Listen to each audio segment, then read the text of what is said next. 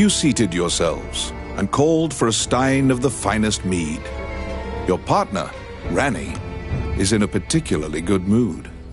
You seated yourselves and called for a stein of the finest mead.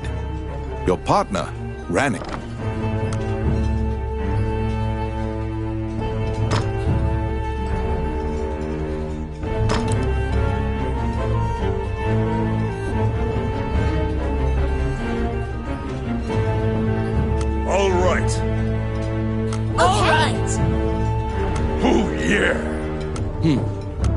Let's do this!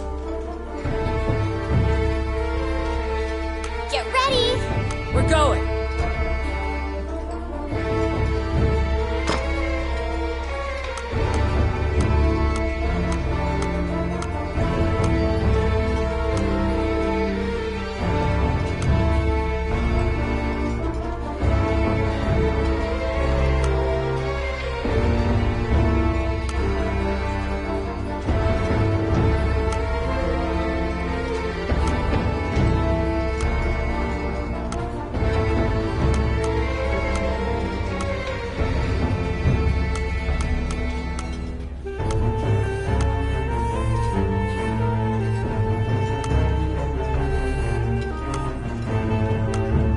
My turn. よし出発するわ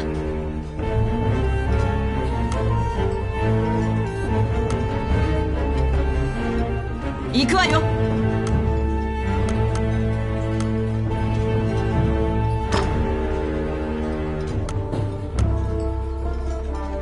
待ってたわ You seated yourselves and called for a stein of the finest mead. Your partner, Rani, is in a particularly good mood.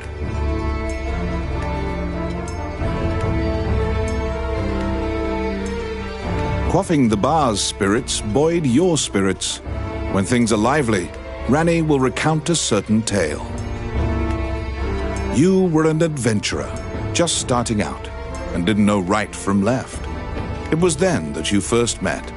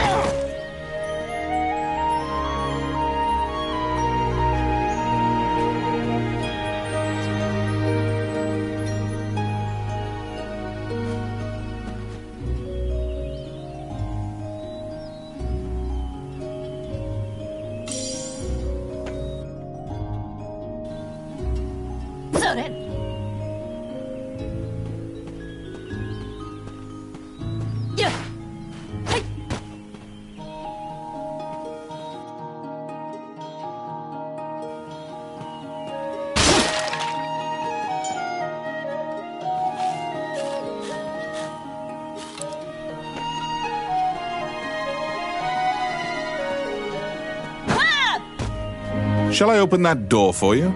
The rogue Ranny inquired, after appearing from out of nowhere. He thought that it would be a simple matter to take advantage of your naivete and pocket some coin.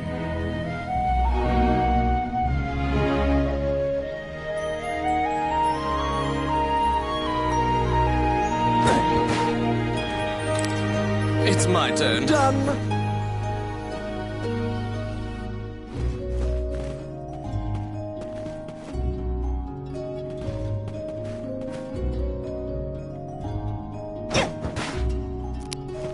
I got it. Voila!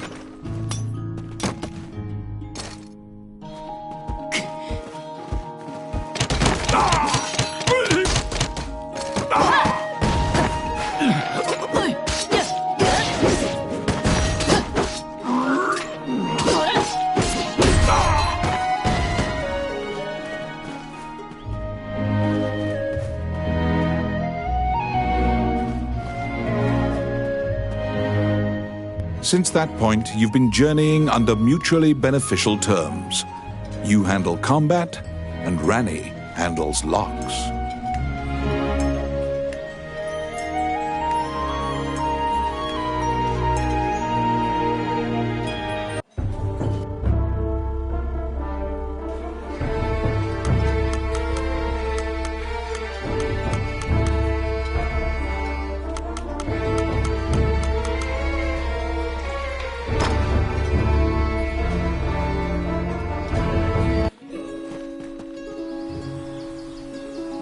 You came to Highland as an adventurer. Like many of your fellows, you strove to challenge the dangerous labyrinths here. The labyrinths were every bit as perilous as you'd heard. Most were lucky to even have their bones exit the ruins. You don't currently belong to the guild. I recommend registering. You can get jobs there and learn skills.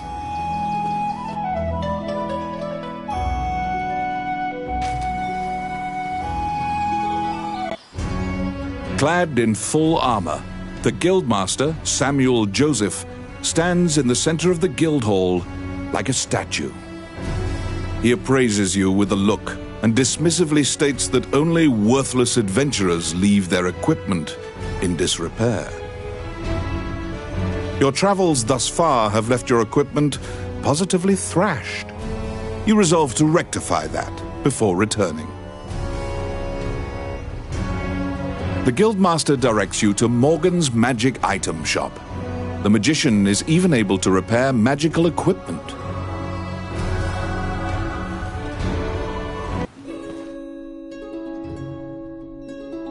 To be deemed worthy by the Adventurers Guild, you must first repair your broken equipment.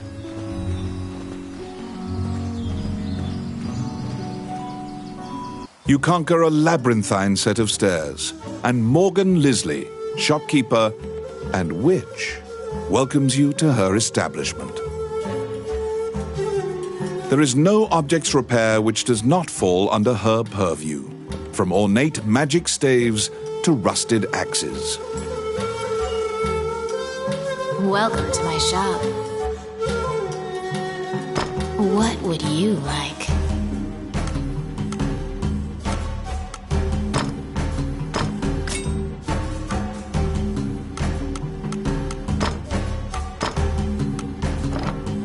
Adventurers come here not only for repairs, but for appraisals and to purchase magic items. You will visit Morgan often.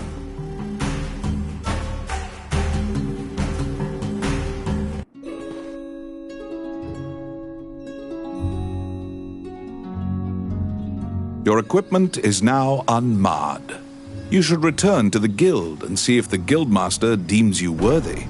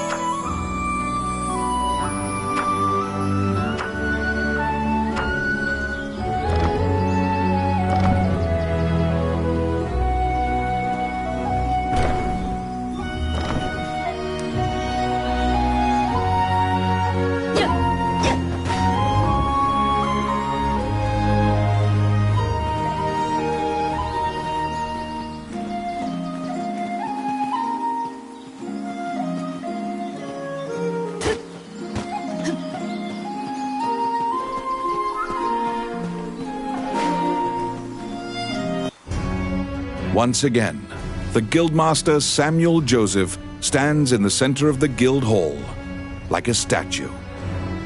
With your equipment now in tip-top condition, you request to join the guild. Samuel issues you a test of skill. What will you do?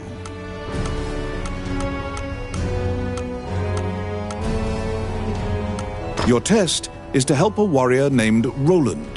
Samuel says that you can find him in the ancient temple ruins.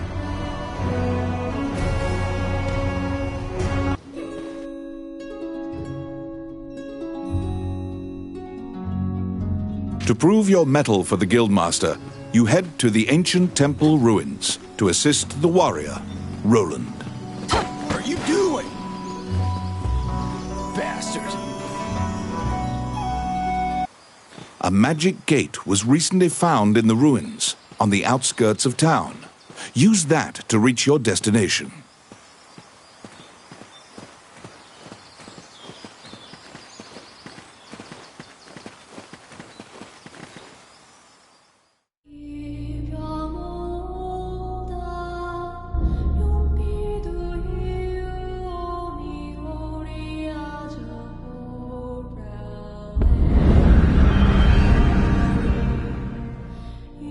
Many things lie within the ruins of the old Elysian temple.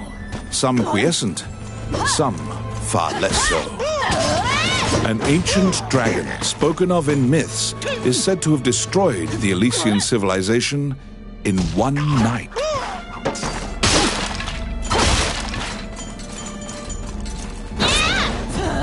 You liberated a fairy that was trapped in a cage.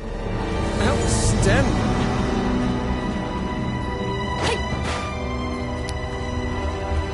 It's my turn. Done. かかってきなさい。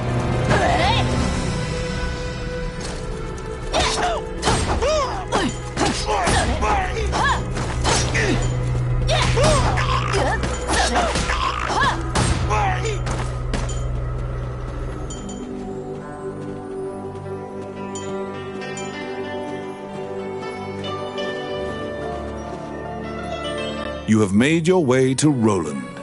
At the guild's behest, he is looking for adventurers who went missing in the ruins. For you to pass your guild exam, you must help him. Roland tells you to search in the ruins that are submerged in water. Much time has passed since the missing were last seen. He tells you to bring back their bones if they are found dead.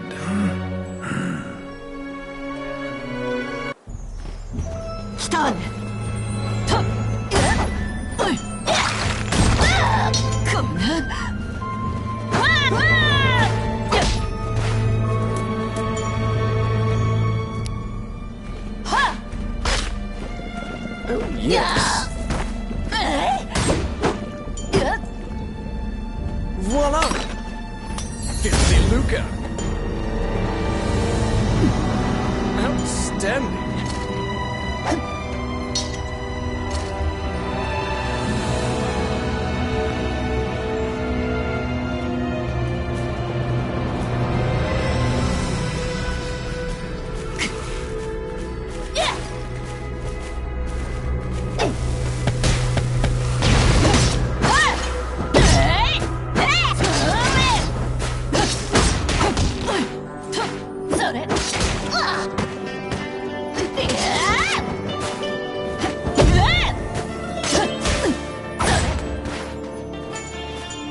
Filthy lucre.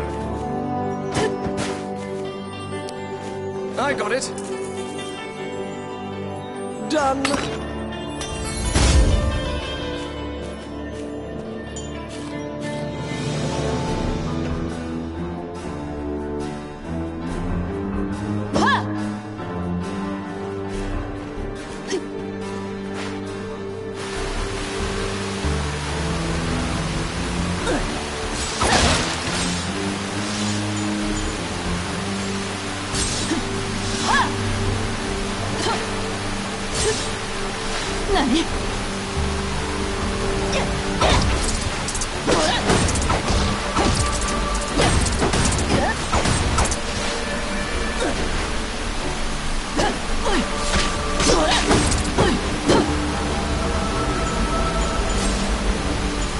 Oh my.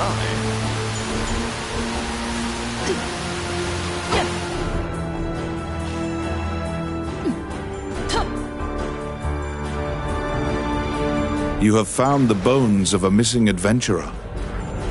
Sometimes, the dead have been known to leave behind a message right before they perish.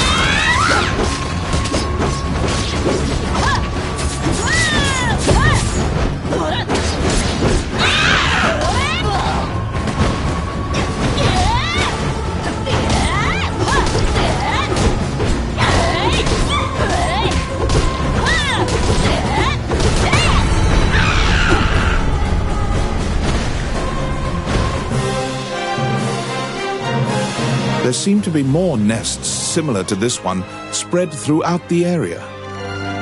You exit the area, taking care to avoid drawing the attention of any other harpies.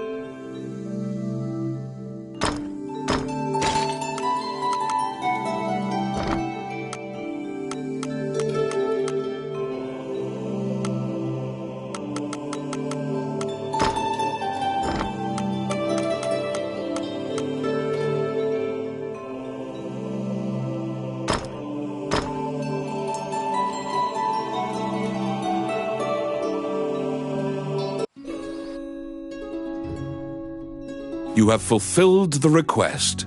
Report your work to the Guildmaster.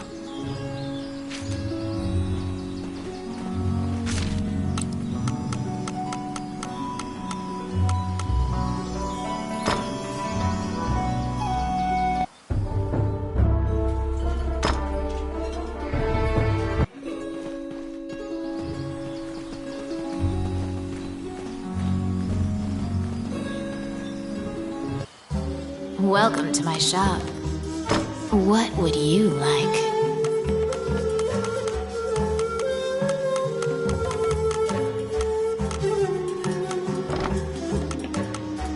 Which one do you want?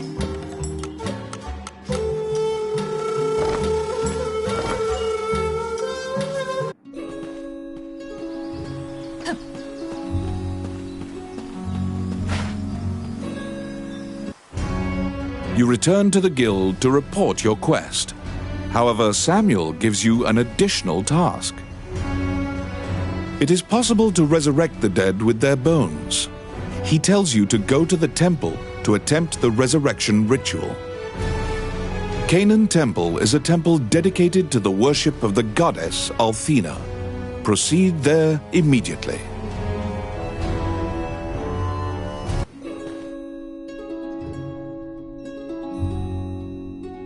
You were ordered to attempt to resurrect guild members at Canaan Temple.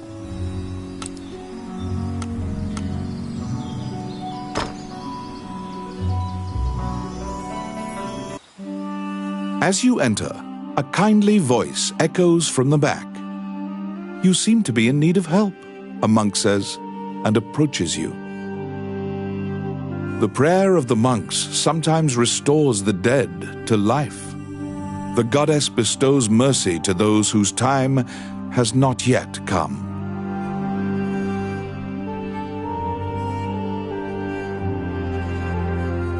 Wandering One, how can I help you?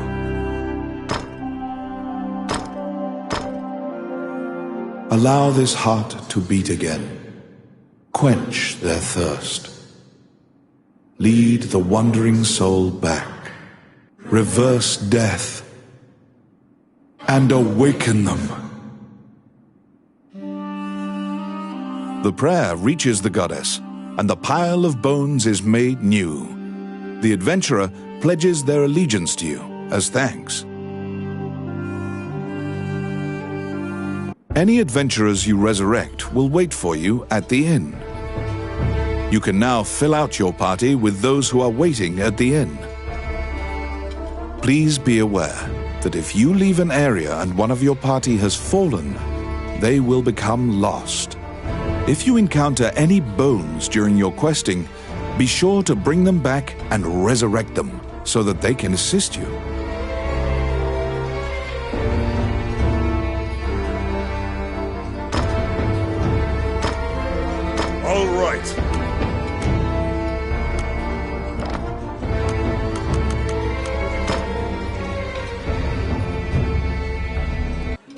You have fulfilled the request. Report your work to the Guildmaster.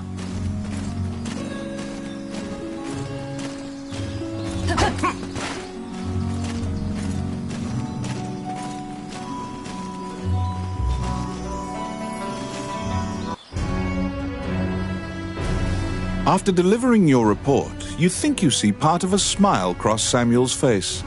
You are now registered with the Guild. You may now get cooperation from Guild members. They may participate in your party and help you in completing quests. The Adventurers Guild has a backlog of quests because many adventurers are occupied with the Dragon's Crown rumors. The king and his retinue left to find the Dragon's Crown and are missing. Many guild members are now searching for them. The existence of this crown that supposedly controls dragons is disputed, but the king was obsessed with finding it. Samuel hurriedly assigns you a new task. You get the feeling that he deems you reliable and trustworthy. It's a request from this country's Prime Minister. The quest's details will be provided at the castle. You wonder about the lives of the powerful people in that grand castle. You happily accept the job.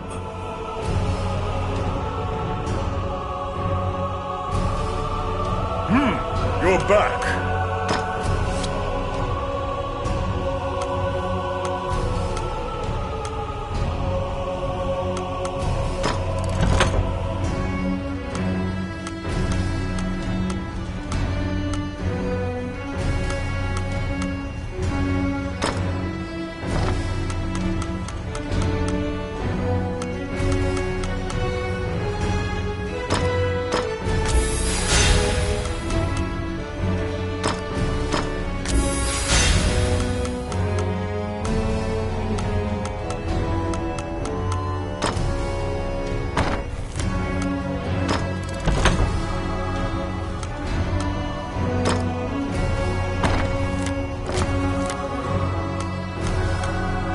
You have a request.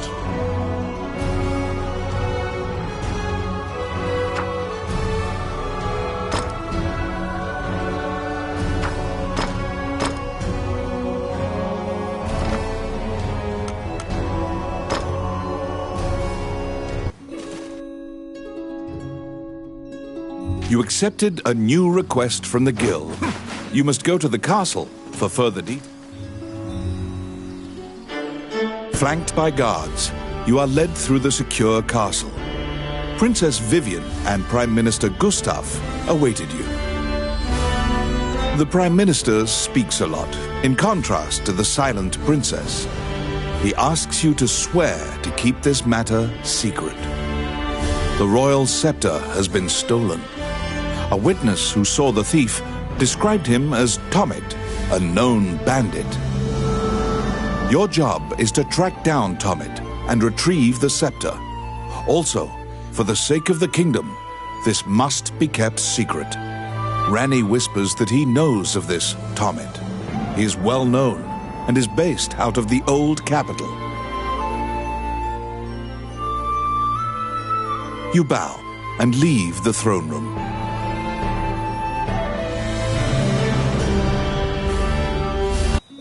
In order to retrieve the royal scepter, you chase the thief into the ruins of the old capital.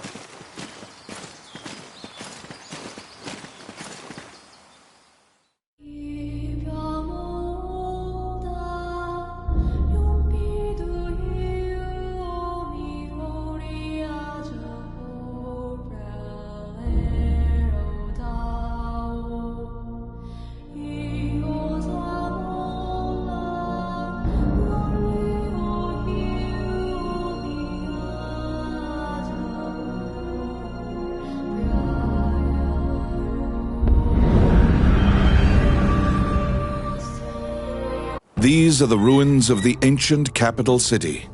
It was destroyed following an invasion from the Northern Empire. Now it is a dangerous place, full of dragons and wyverns.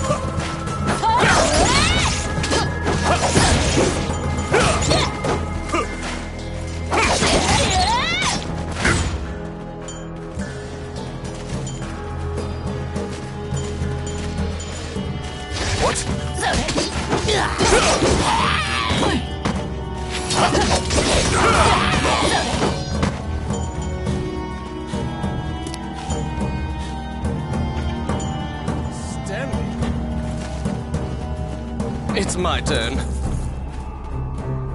Done. Filthy lucre. You find the bandit Tomet in a hideout amid the ruins, just as Rani told you. It is said that whatever this man desires, by thievery he can acquire.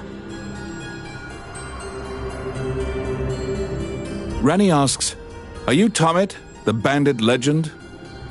Beaming, he displays his spoils and tells the tale behind each item. When you ask about the scepter, he says, "That was indeed I," and goes on to boast exactly how he got into the castle. When you inquire further about the scepter, he deduces your true intentions and darts away. Pursue the thief, apprehend him, and reclaim the scepter. You cannot capture a target swimming underwater. Watch for your quarry to surface.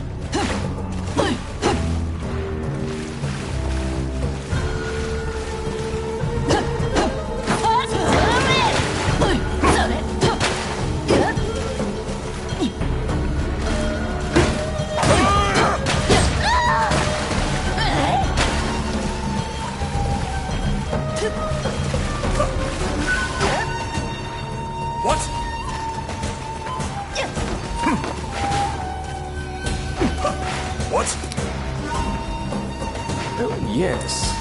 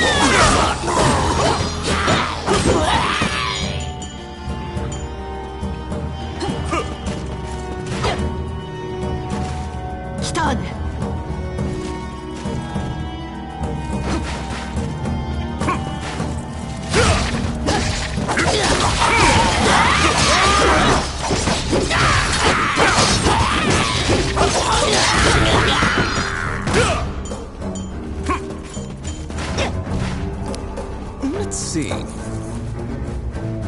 Oh, yeah.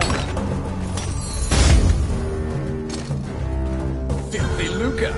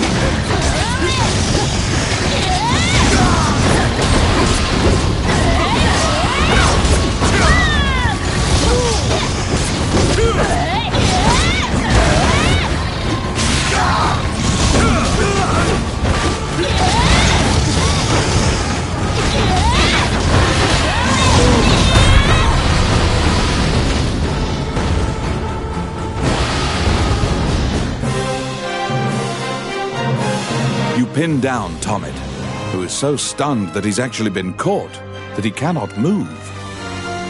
Relenting, he produces the scepter from his bag and hands it to you.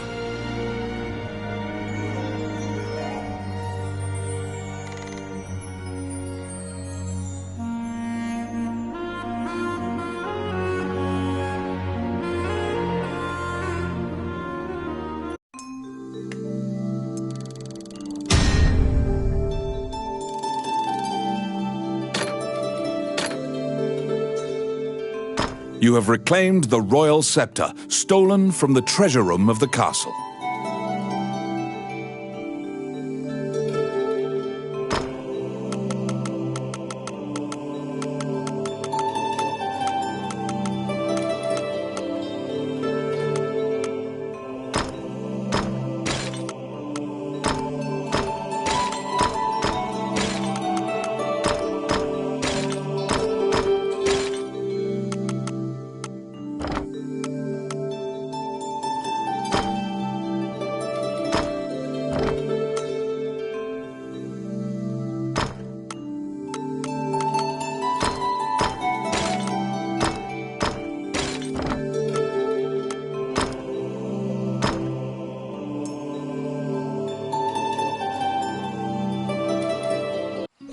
You must deliver the royal scepter to the Prime Minister at the castle.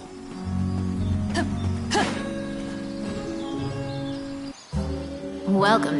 What would you like?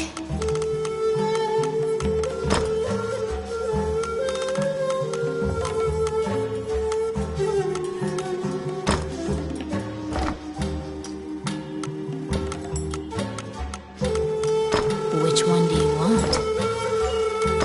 What would you like?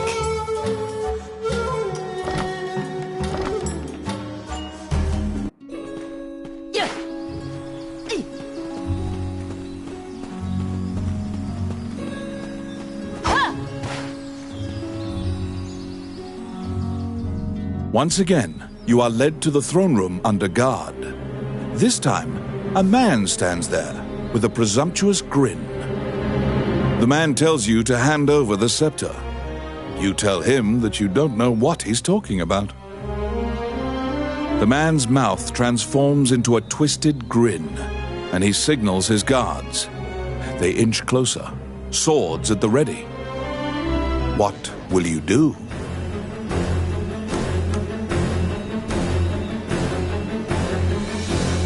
As soon as you hand the scepter to the man, you and Rani are immediately bound in chains and sent to the dungeon. A few months have passed. It seems your destiny is to spend the rest of your days rotting in this cell. You're not religious, but your only option now is prayer. You entreat the goddess Althena for one more chance.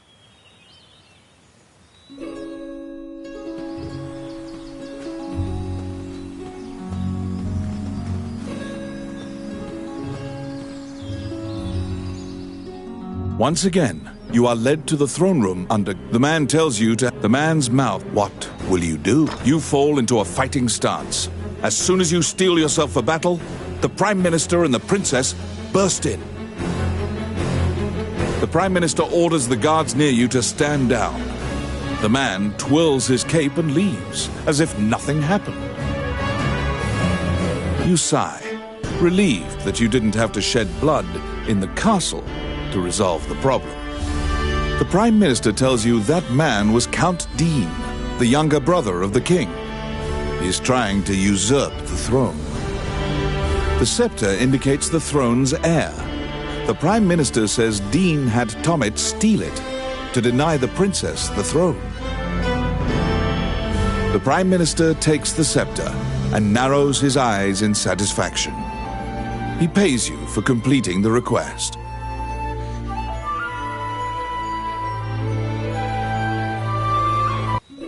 The fairy you saved in the ruins appears before you. She seems to want to take you somewhere.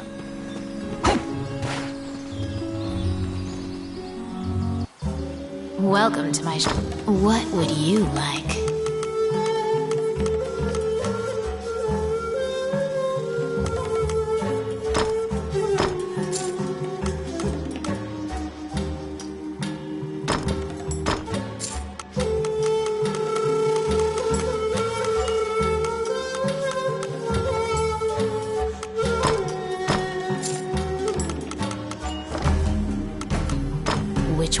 want?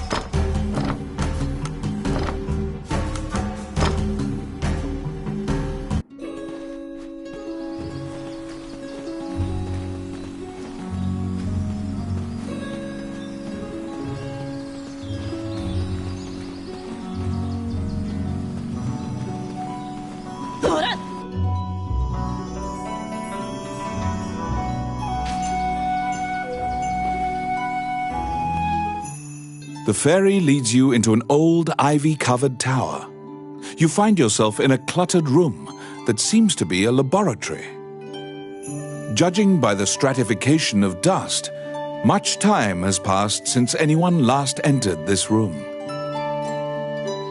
Letters amidst the shambles indicate that a magician named Luigiix lives here. You find a message he penned on the desk. Luigiix wrote that he was off to see a magician friend named Wallace in the underground labyrinth. The fairy uses various interpretive gestures to indicate that she wants you to find him. You accept her job request. You head to Wallace's underground labyrinth to look for the magician Luigiix.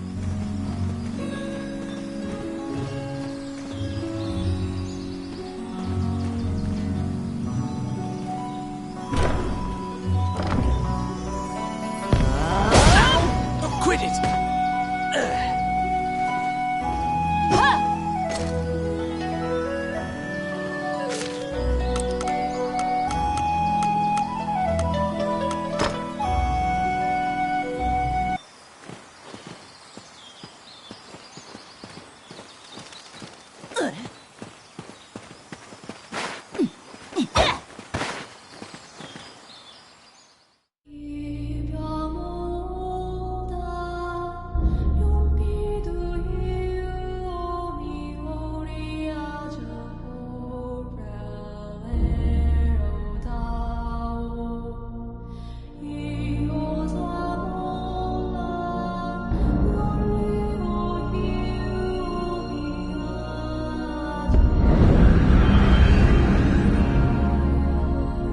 This underground labyrinth is said to have been made in a single night with powerful magic. It is a dangerous place, replete with traps. It bars entry to all who would dare.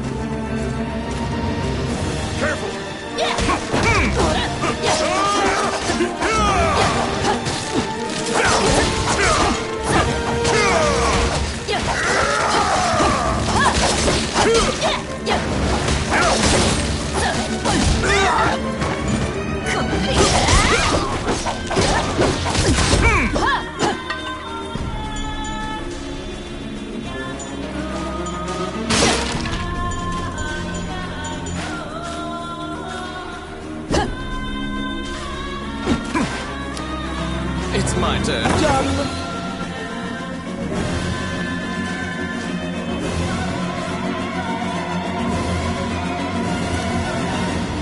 I got it. Oh, yes. The trap was sprung, and the door magically closed fast. Slime creatures are weak against fire. The torch on the wall could be used to great effect.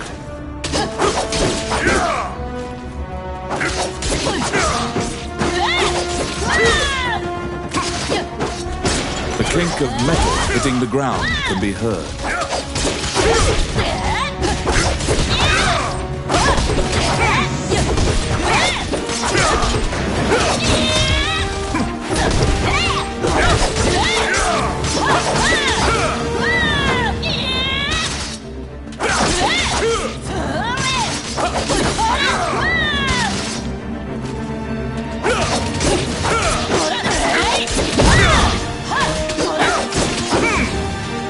you obtain a magic key to open the door.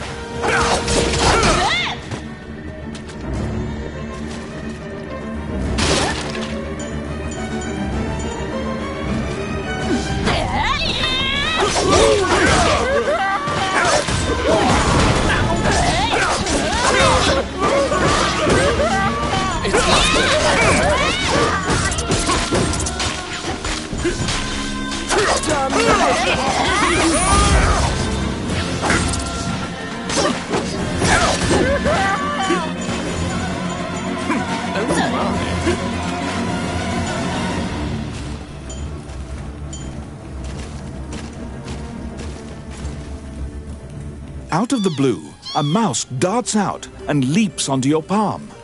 The rodent claims to be the apprentice of Wallace the magician. He says he was tasked with caring for the laboratory while Wallace was gone, but it is beset by malevolent magic users.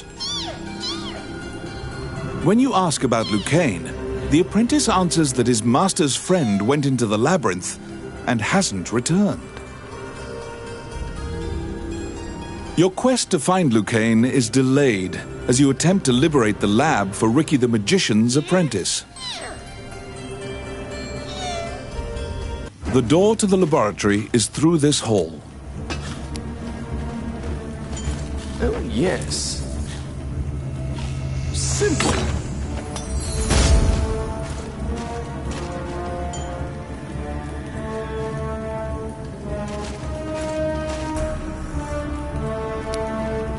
Let's see. Oh, yeah.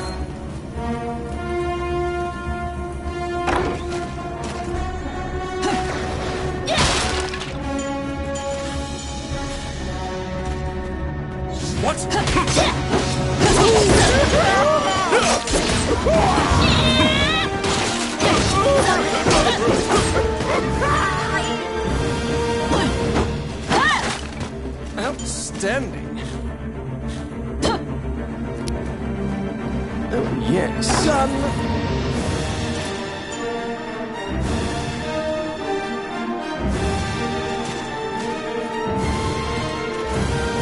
Whoa!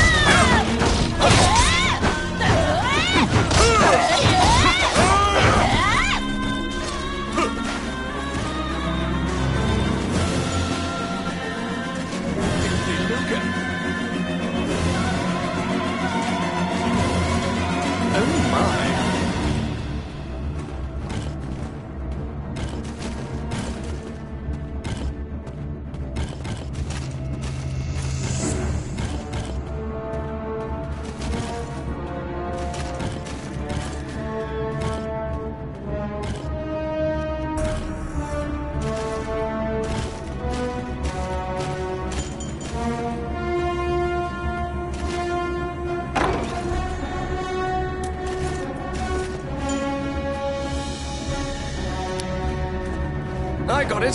Simple. Because the laboratory was being misused, some of the experiments housed within have now run amok. There's been a population explosion of mutated beings that spread their spores around. The labyrinth is overrun by fungi.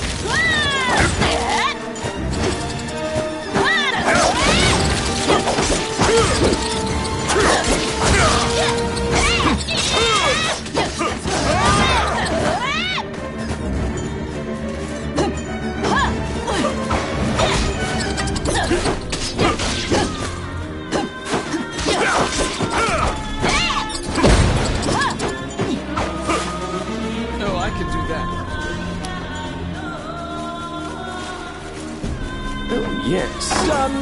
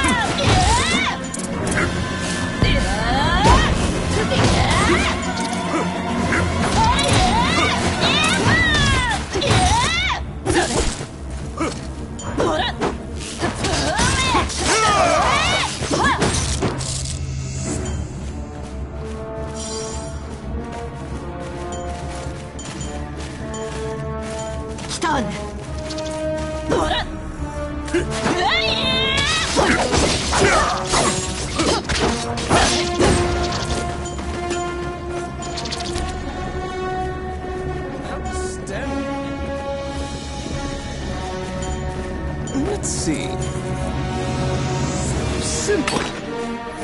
Oh my. Outstanding.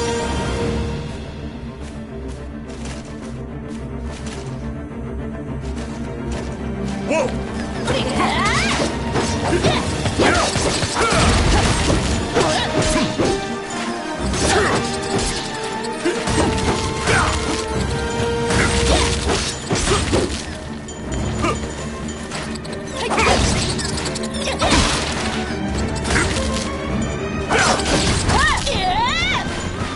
Oh my.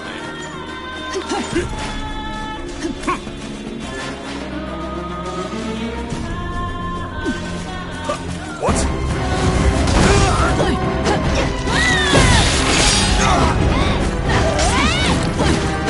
Destroy the cocoons before they hatch, or they'll keep coming.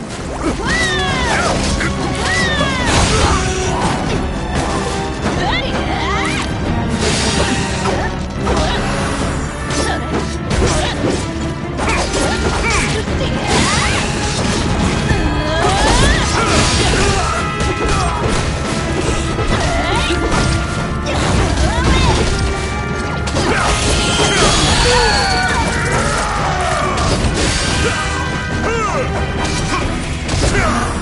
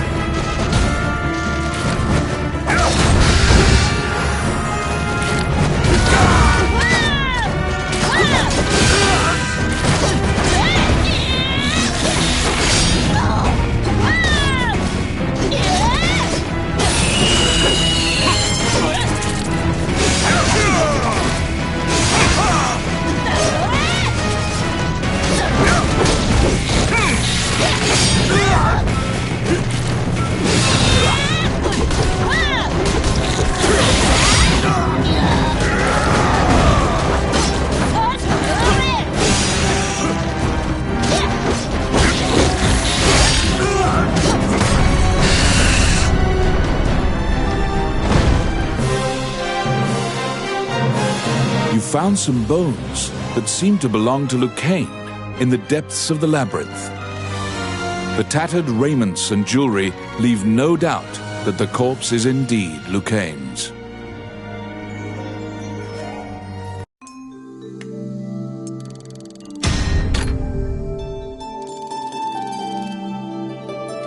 You bring back the bones of the magician Lucaine.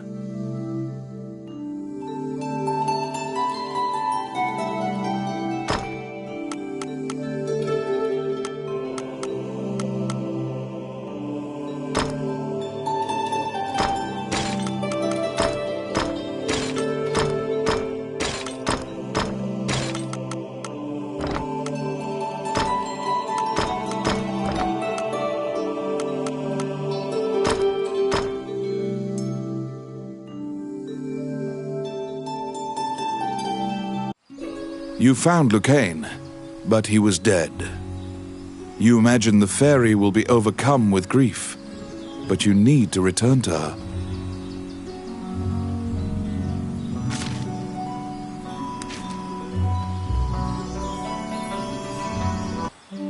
Wandering one. You stand before the goddess statues, Jula, Althena, and Vernus.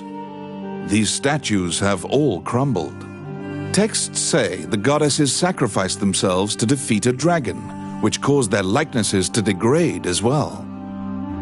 Althena, the one in the center, is the goddess of compassion, battle, and odyssey, making her popular with adventurers. If your party falls during your adventure, a prayer to Althena and a tithing of your money will resurrect the party. If you are repeatedly depending on her grace, the amount you must offer for her services will continually increase.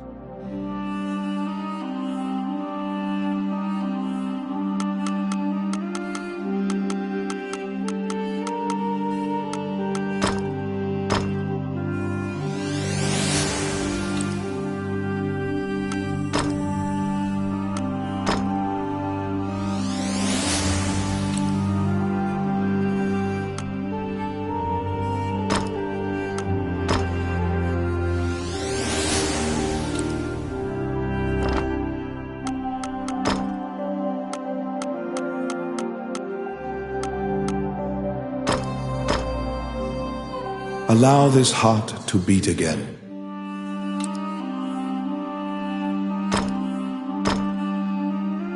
Allow this heart to beat again. Quench their thirst. Lead the wandering soul back. Reverse death.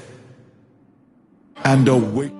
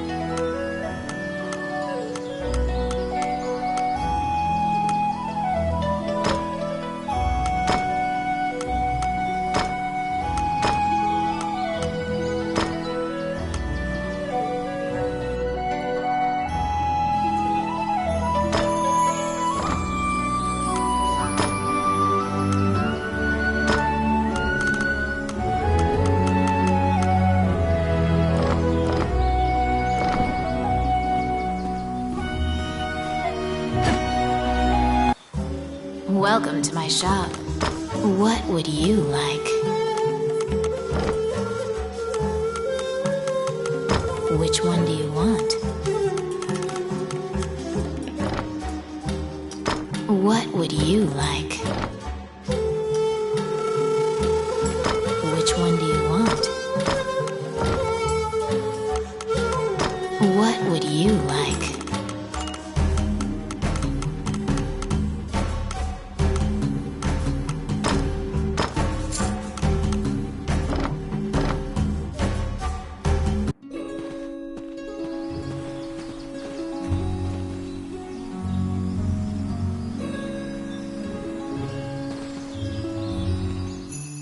When you enter the laboratory, the fairy frantically flits around you, as if it senses your uneasiness. Upon seeing Lucain's bones, the fairy enters into a panic. She begins tugging at your arm to get you to leave the tower.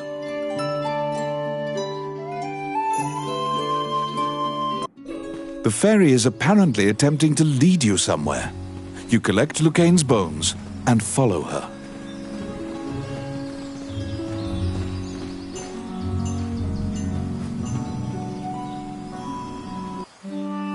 As you enter, a kindly voice echoes from the back. You seem to be in need of help, a monk says, and approaches you. You nervously hand the monk the bones of Lucain. Allow this heart to beat again. Quench their thirst. Lead the wandering soul back. Reverse death. And awaken them. The prayer reaches the goddess, and the pile of bones is once again given flesh.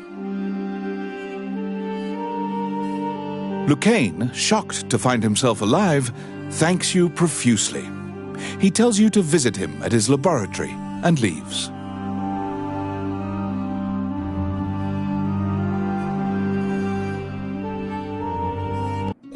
The resurrected magician has returned to the old tower in town. You decide to see him to ask more details.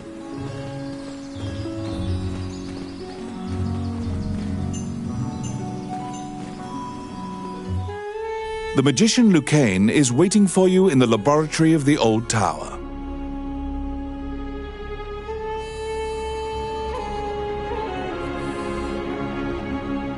It seems that dying had an adverse effect on his short-term memory. Lucain can't remember why he went to meet Wallace. Lucain is researching magic called runes, which are closely tied to spirits and fairies.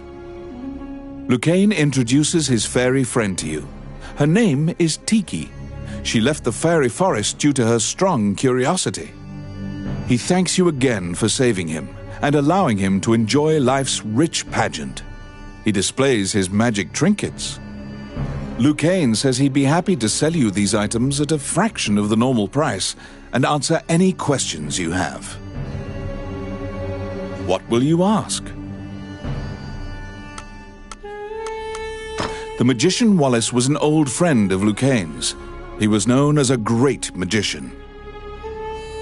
He sealed that group, or myopia of Cyclopes, in a labyrinth and saved the land. He also mentored young magicians in his tower. He was also the king's trusted advisor, and Lucain trails off. It seems that Lucain's memory has failed him again. Before you realize it, Tiki is following you around. She seems to have taken a liking to you.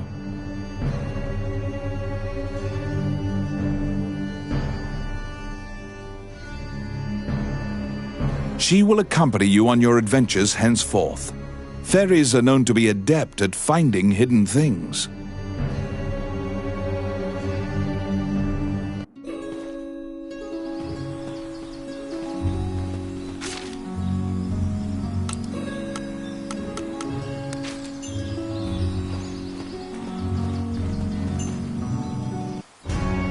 A letter from the castle has come to you via the guild. It simply says to report to the castle in all haste. You're back.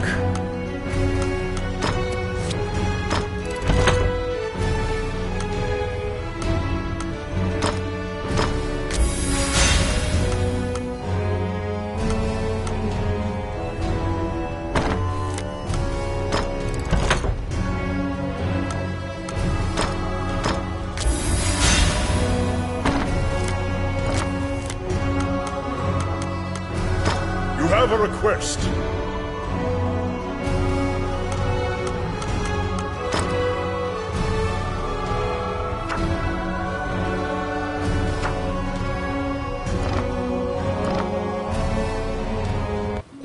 You assume that the letter was sent by the Prime Minister. Perhaps he has another request for you.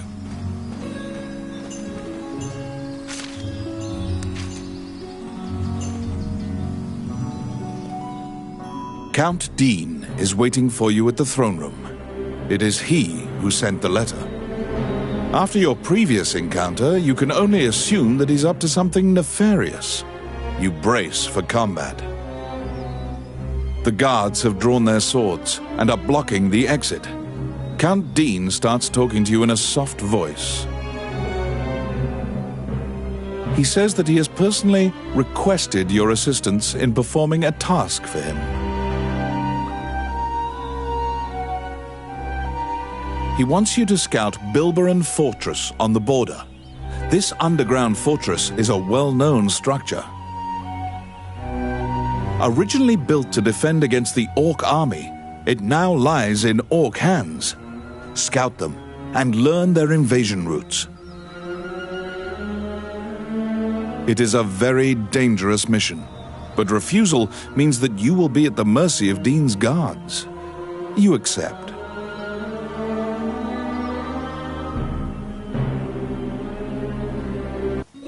Per Count Dean's request, you agreed to infiltrate and surveil the subterranean fortress at the country's border.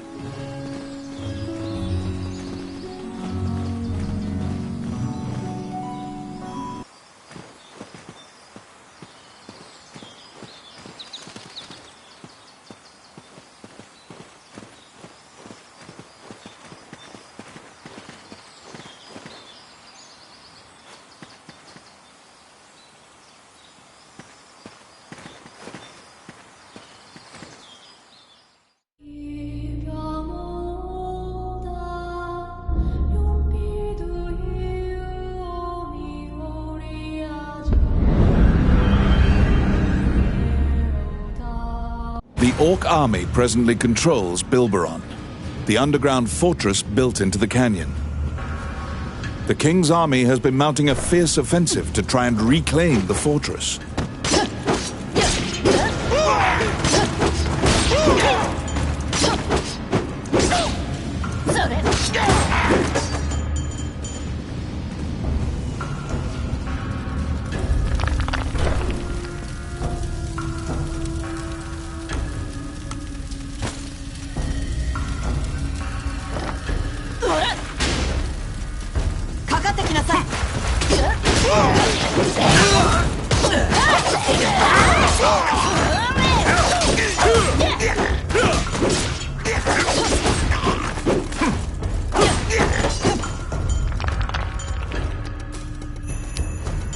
It's my turn.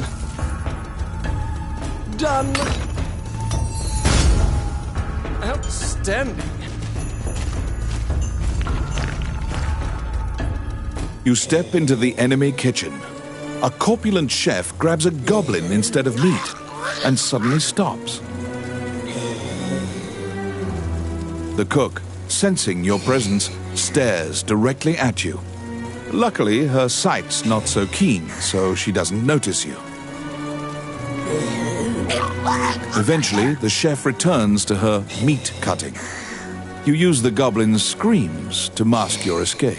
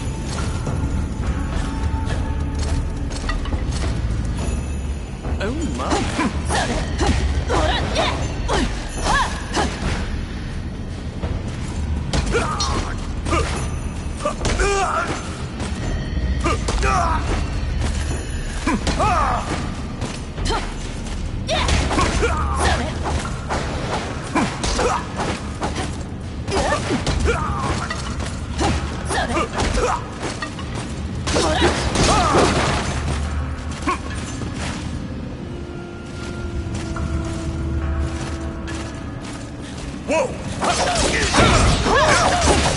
It's my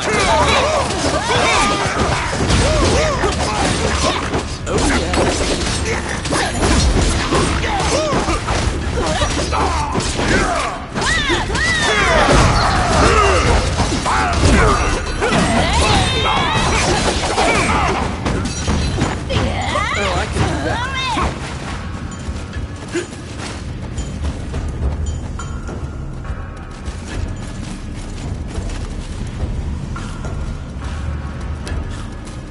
I got it. Voila!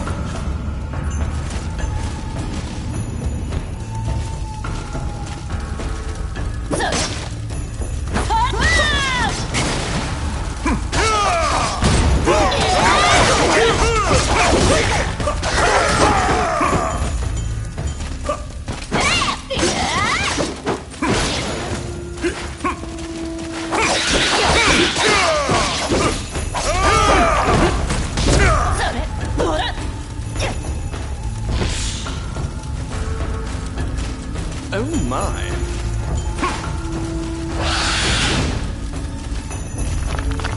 What? It's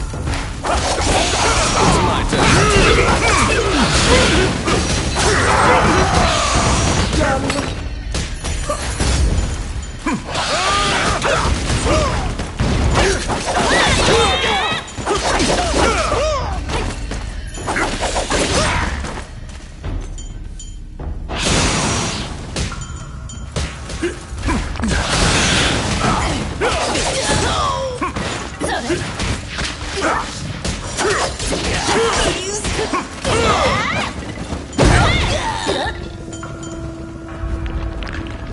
Oh my. Outstanding.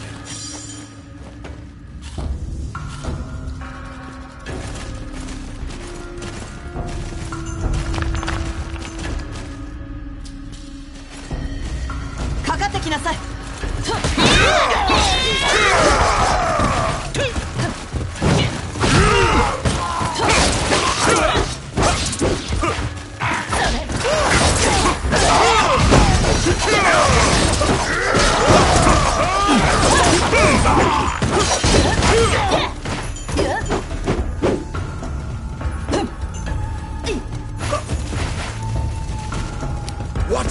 I got it. Oh yeah.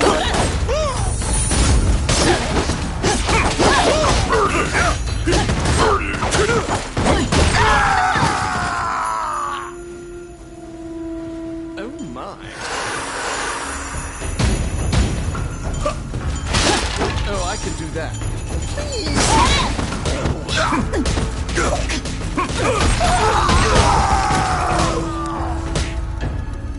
Ow! Outstanding. Oh, quit it.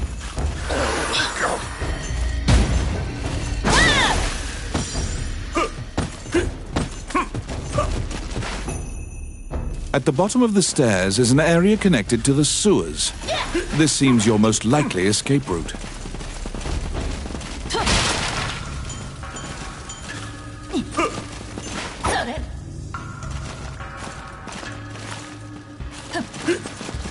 What?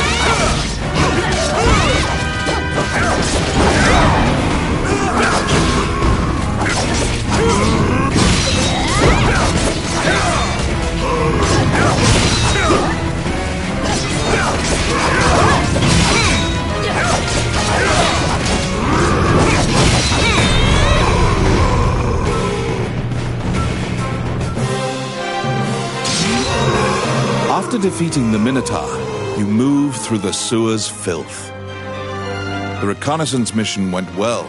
You gathered intel and slipped back across enemy lines.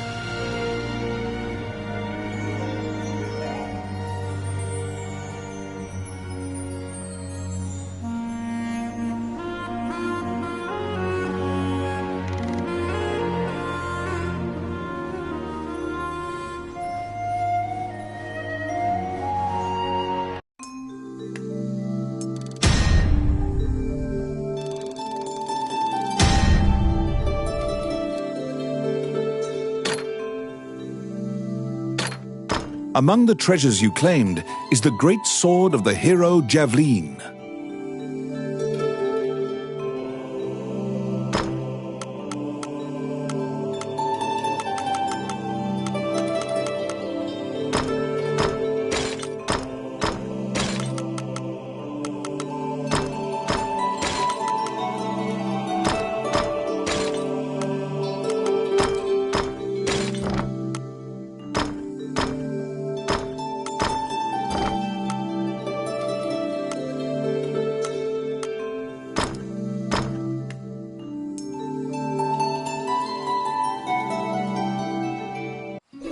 You succeeded in acquiring intel on the underground fortress.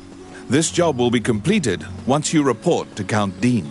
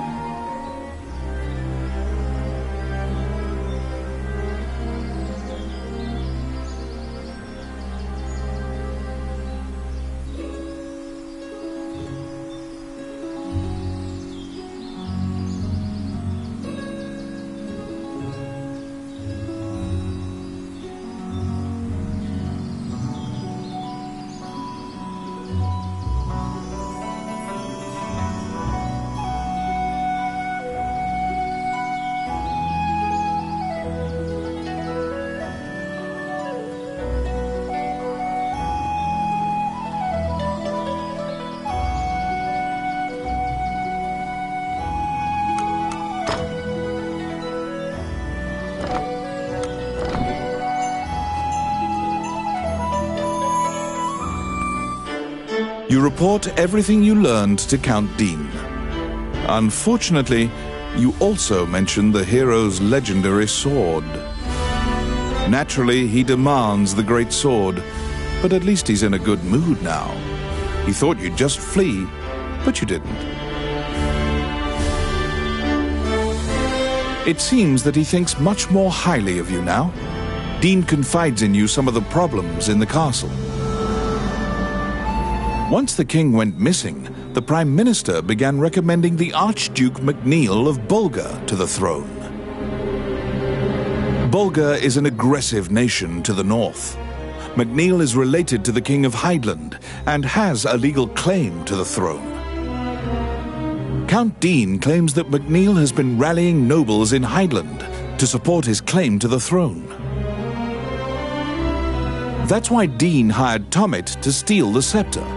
He says that Tommet is extremely trustworthy, so long as he is paid. Suddenly, the Prime Minister and the Princess appear. It seems you are being watched. The Count glowers and departs. The Prime Minister warns you not to involve yourself any further. The Princess, as usual, looks back with blank eyes.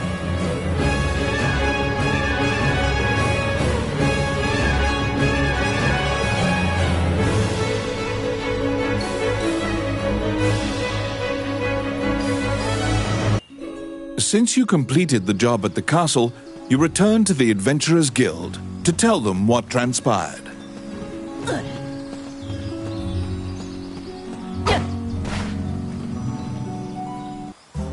Welcome to my shop. What would you like?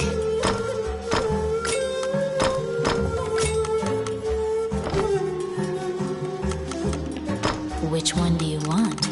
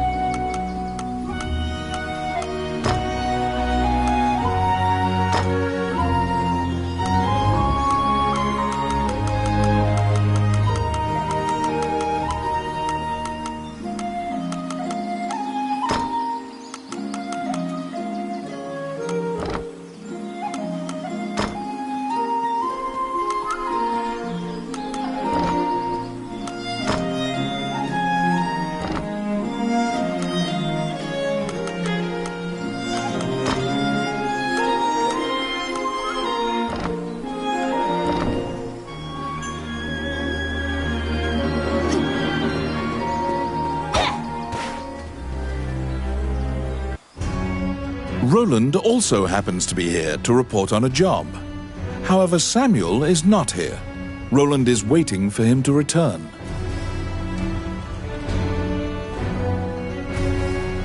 Roland thinks that he just missed him and asks you to track down the Guildmaster and bring him back.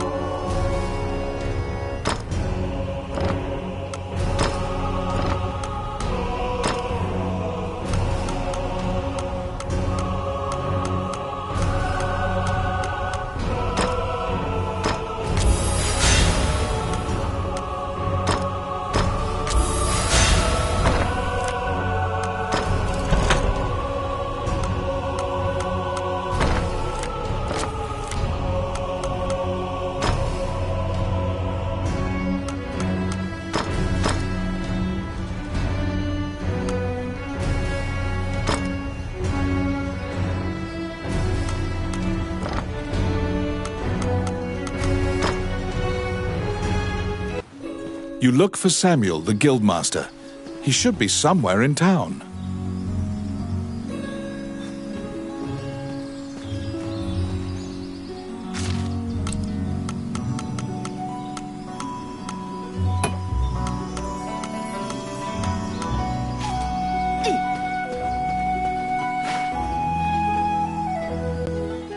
Oh, which one?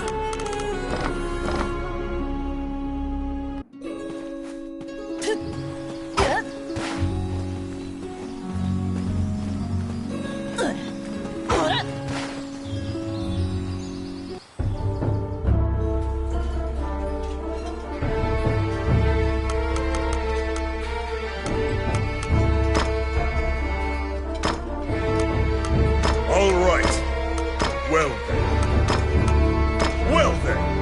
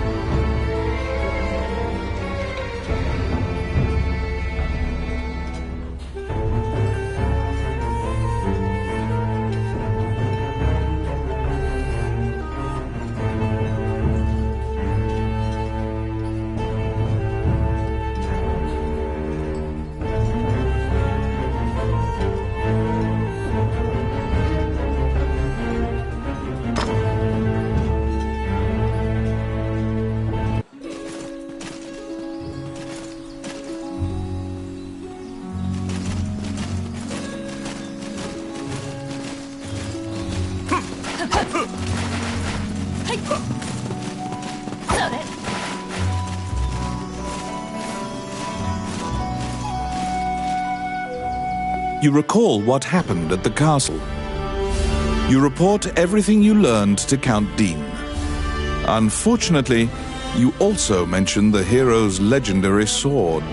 Naturally, he demands the great sword, but at least he's in a good mood now. He thought you'd just flee, but you didn't. It seems that he thinks much more highly of you now. Dean confides in you some of the problems in the castle. Once the king went missing, the Prime Minister began recommending the Archduke MacNeil of Bulgar to the throne. Bulgar is an aggressive nation to the north. MacNeil is related to the King of Hydeland and has a legal claim to the throne.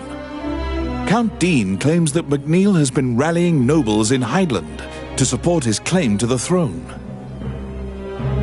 That's why Dean hired Tommet to steal the scepter. He says that Tommet is extremely trustworthy, so long as he is paid. Suddenly, the Prime Minister and the Princess appear. It seems you are being watched. The Count glowers and departs. The Prime Minister warns you not to involve yourself any further. The Princess, as usual, looks back with blank eyes.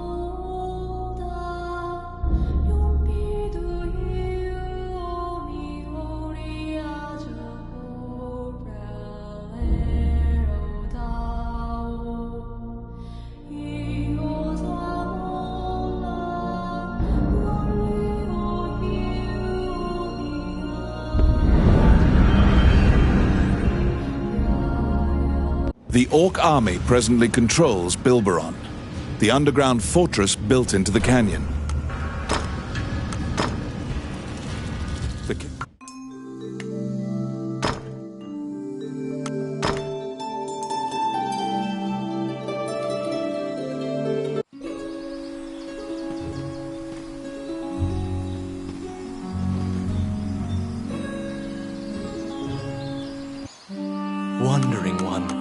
can I help you? As you leave the temple, a ragged old man slumped in the road calls out to you in a gravelly voice. His raspy voice makes it difficult for you to discern if he's even speaking your language. You can give him a coin if you feel pity for him. Of course, you're free to walk away as well.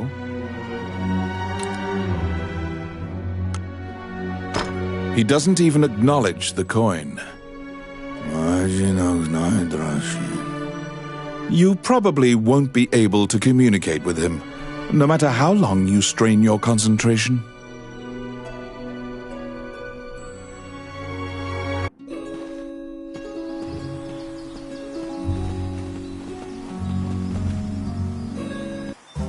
Welcome to my shop.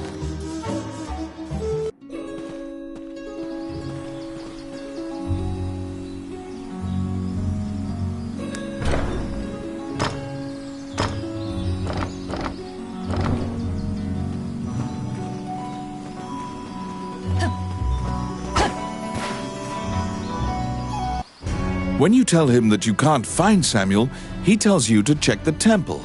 Samuel prays for his friends on occasion. Did you find him?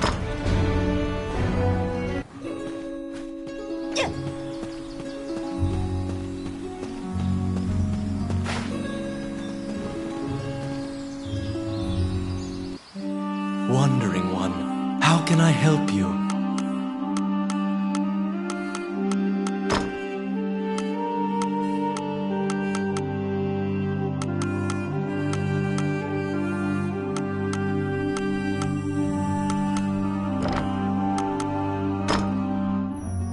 As you leave the temple, a ragged old man slumped in the road calls out to you.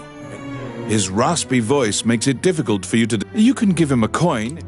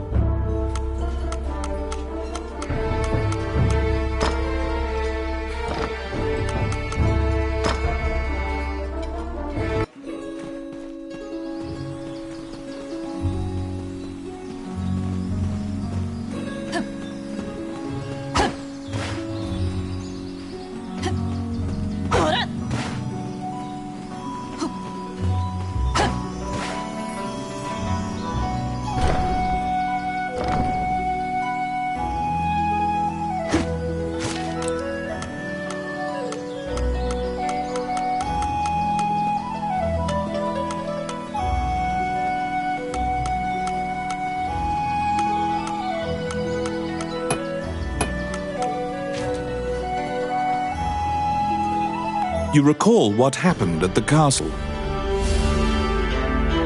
You report everything you learned to Count Dean. Unfortunately, you also mention the hero's legendary sword.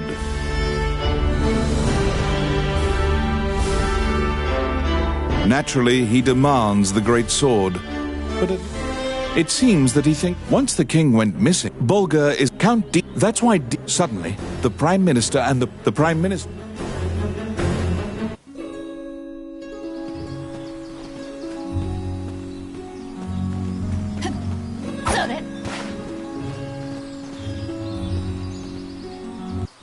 When you tell him that you can't find Samuel, he tells you to check the temple.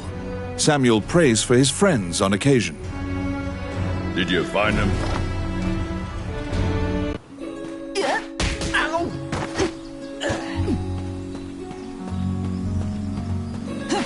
What are you doing?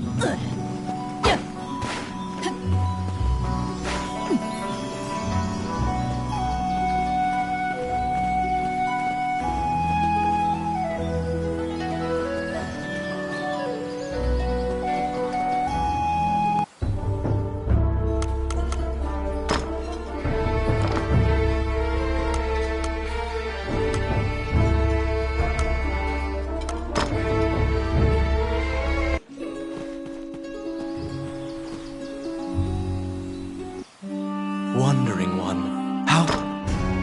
A giant man in armor finishes his prayers and turns around. His pensive expression quickly turns fierce as he sees you. He tells you that he was praying because he has sent many friends to look for the king, but they haven't found the slightest clue. When you ask to help, Samuel just nods and hands you a request form. It's the same request the temple gave you. In a remote region, marriageable girls are disappearing one by one. The catacombs are believed to be linked somehow.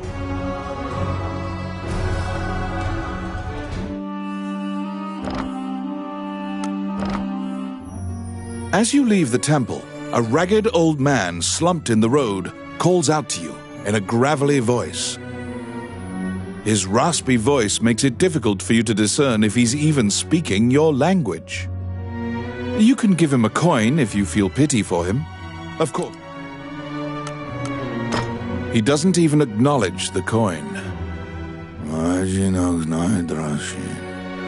You probably won't be able to communicate with him, no matter how long you strain your concentration.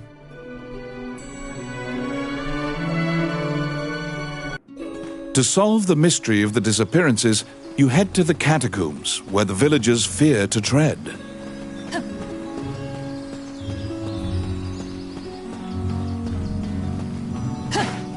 What are you doing? Bastard.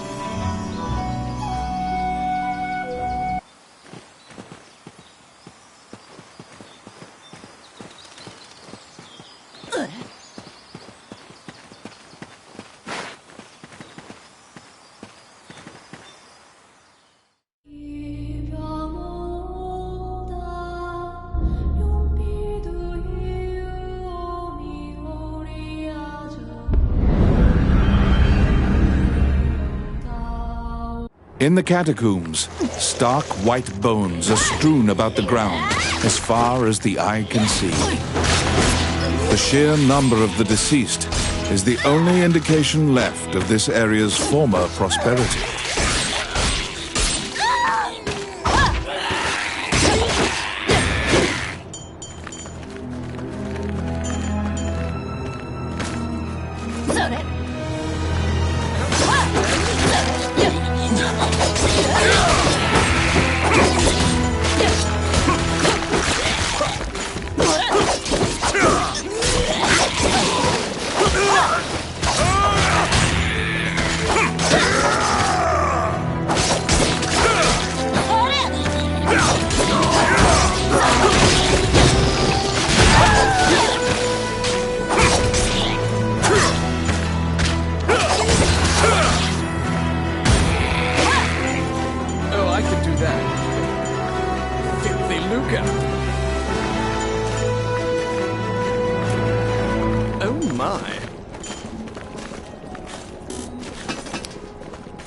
It's my turn. Done.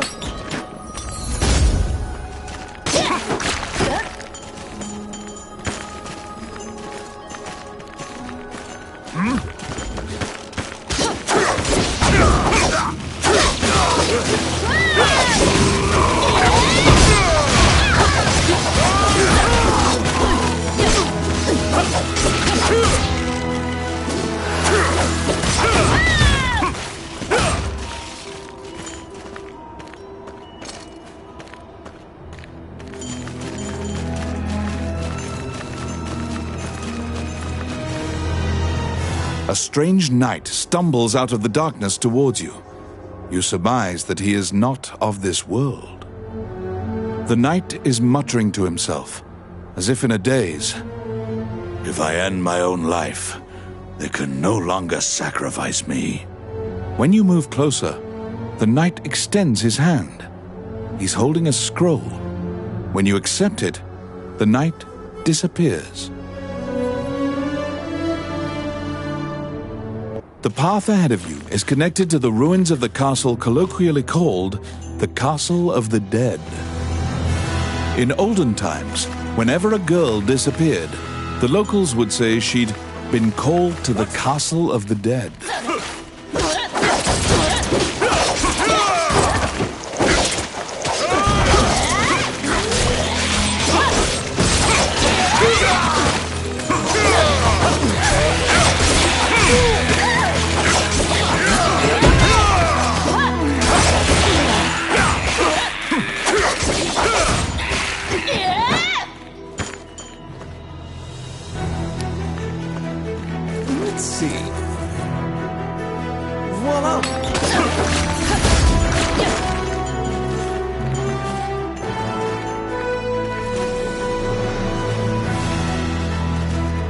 Because ghosts are incorporeal, they are completely immune to physical attacks. Their weakness is light. Torchlight will drive them off.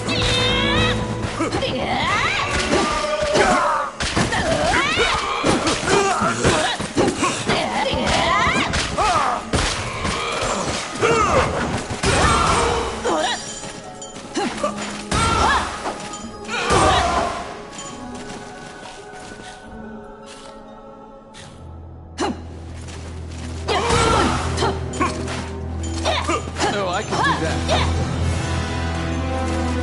Oh my.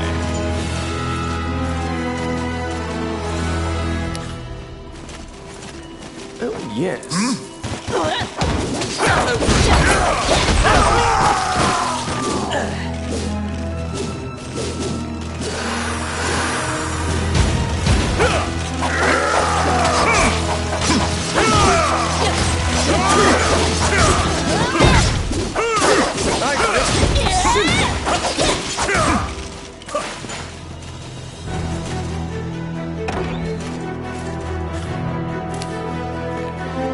Yes.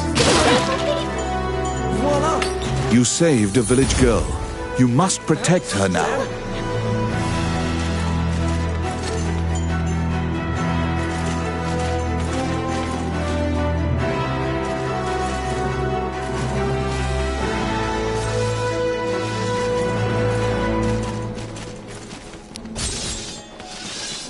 It's my turn. Oh yeah.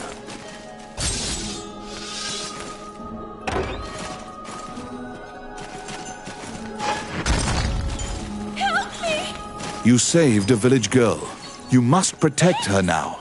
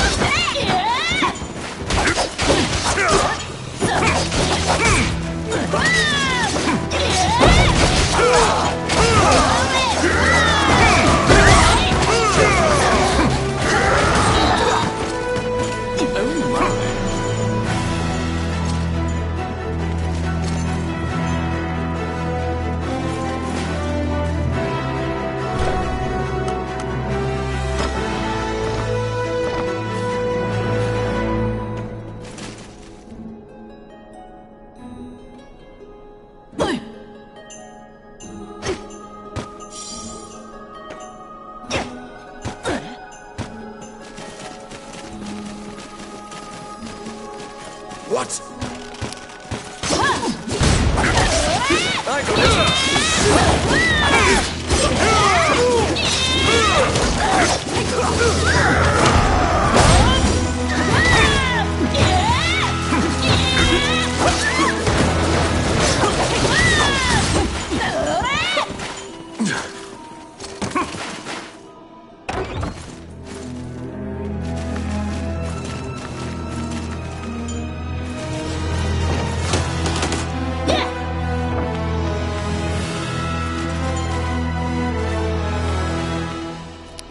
Let's see. Done. What?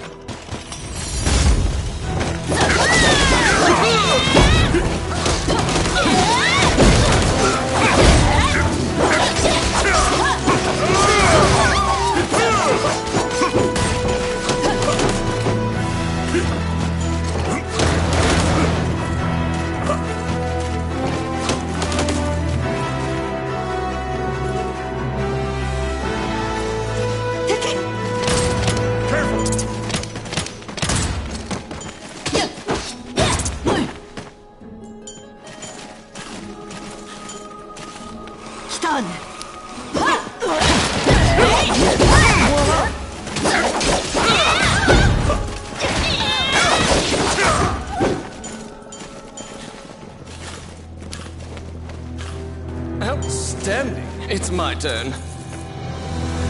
Simple. Oh, I can do that. Outstanding. The vampire smirks and flies away. You saved a village girl. You must protect her now.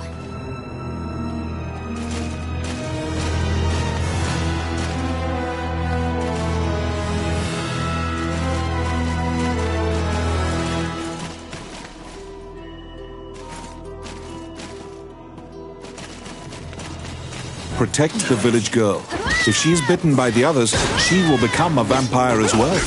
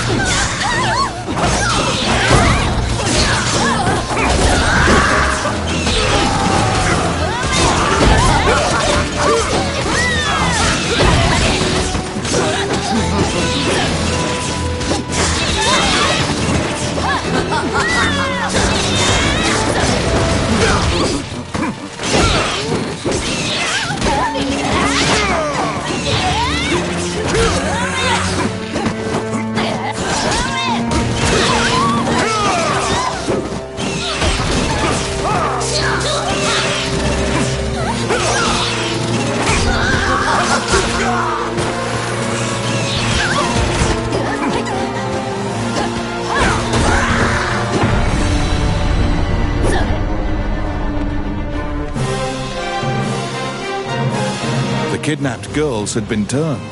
They are now vampires, attacking other people. You utter a silent prayer, hoping that you have slain the last vampire, and leave the ruins.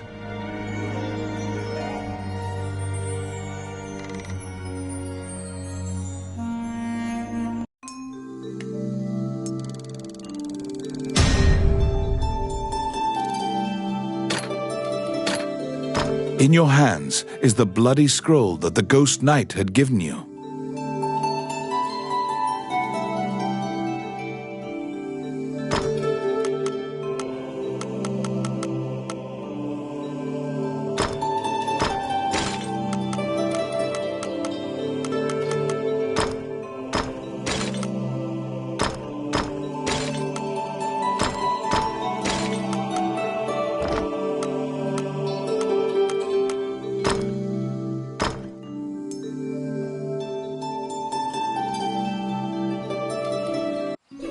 You have unraveled the mystery of the village girls' disappearances. Obtain your reward at the guild.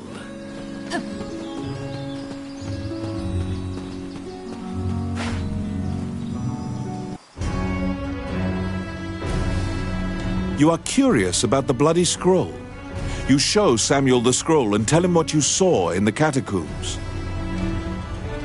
After examining the scroll, the signature and other details indicate that it is a letter from the king to the princess. It is a report telling her that he had obtained the dragon's crown. You wonder if this letter is true. You can't deny that the ghost was clad in mail that was eerily similar to the king's armor, so perhaps this is true. The king's death will profoundly affect the kingdom and neighboring lands. Samuel orders you to report it to the castle.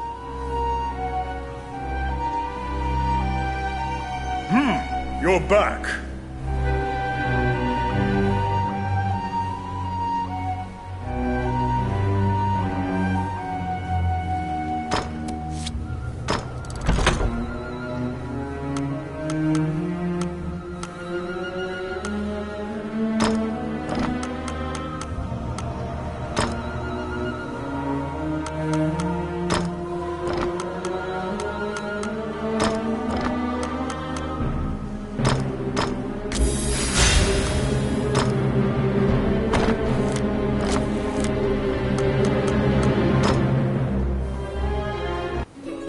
Stop! Immediately, you are overwhelmed by guards and thrown into the castle jail, charged for a crime you did not commit. This is a common fate for people who hold a royal secret. You are being removed from the drama at the castle. After a few days, the cell door opens. Once your eyes grow reacclimated to light, you see Count Dean standing before you. He unshackles your ankles and explains the situation to you. The Prime Minister had been jailing all of Dean's allies. As expected, Gustav was working for Bolga. He used a magical necklace to control the princess and influence Heidland. Once Dean got Princess Vivian to safety and confronted the Prime Minister, Gustav fled with a ship full of treasure.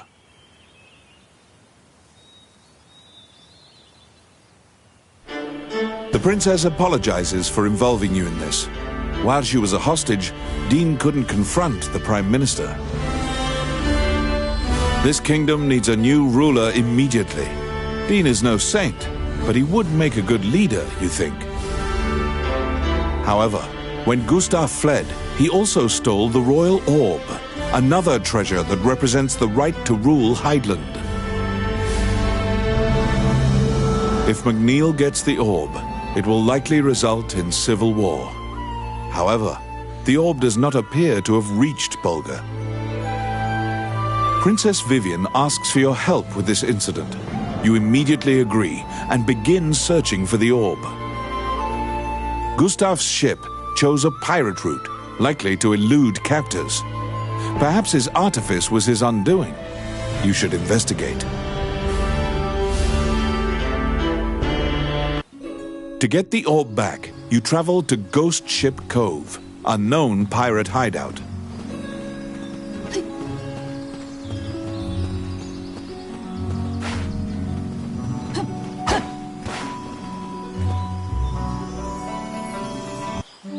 Wandering One, how can I help you?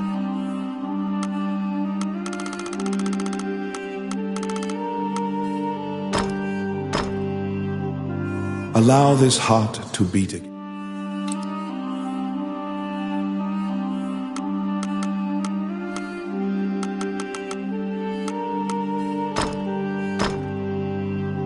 Allow this heart.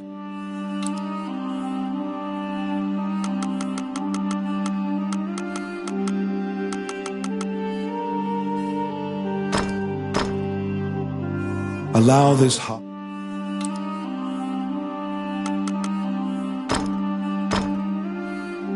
Allow this heart.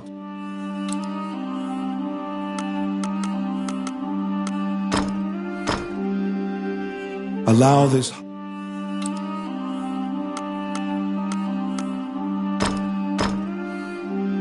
Allow this.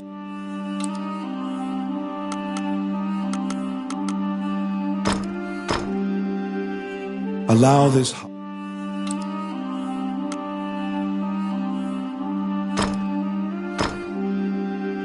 Allow.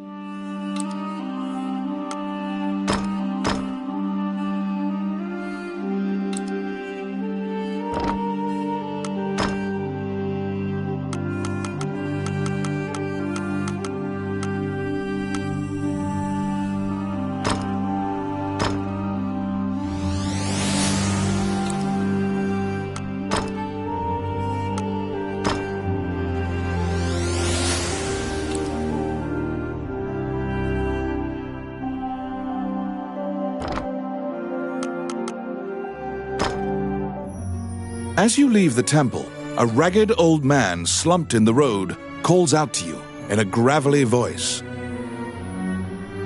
His raspy voice makes it difficult for you to discern if he's even You can give him a coin. He doesn't even acknowledge the coin.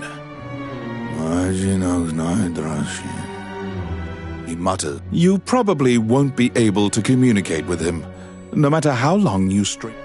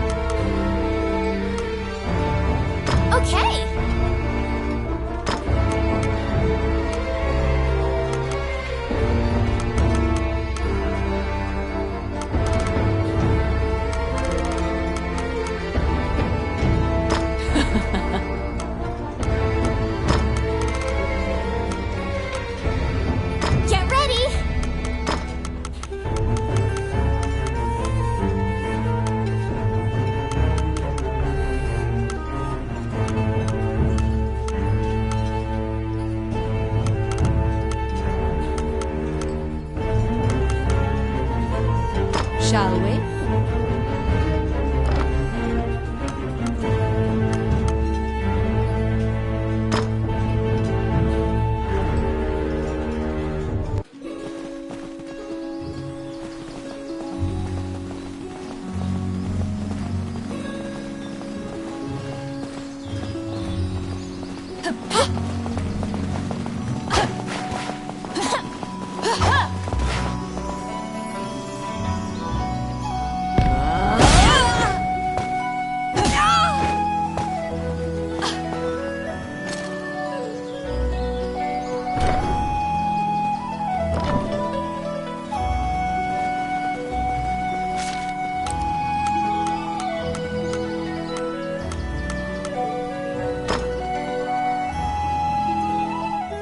Oh, how can I help you?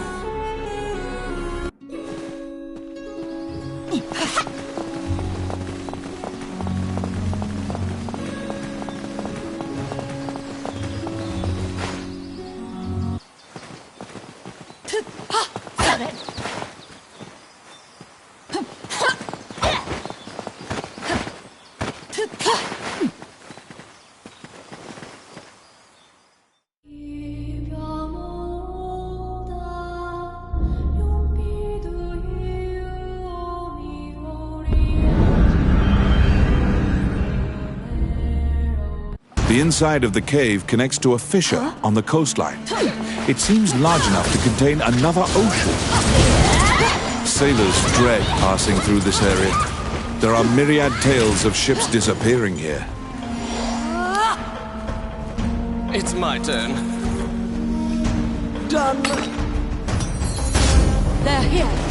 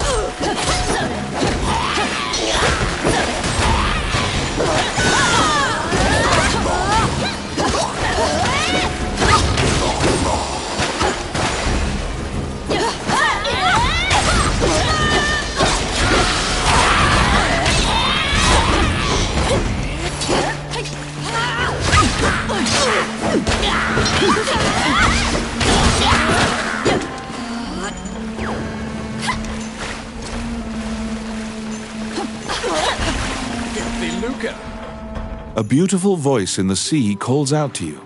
You'd heard of Mermaid's legendary curiosity. She asks you many questions. From your conversation, you learn Gustav's ship was indeed attacked by pirates. According to the mermaid, the pirates scattered throughout the islands used this area as a hub for trade amongst themselves. Rumors claim that among their treasures is a magic lamp that can call forth a genie.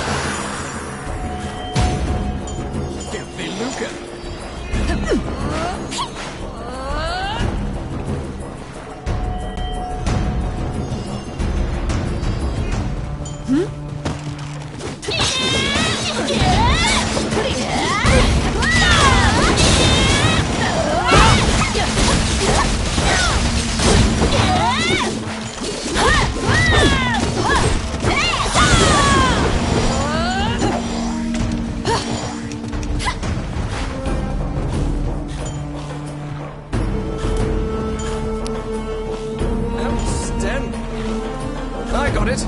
Voila!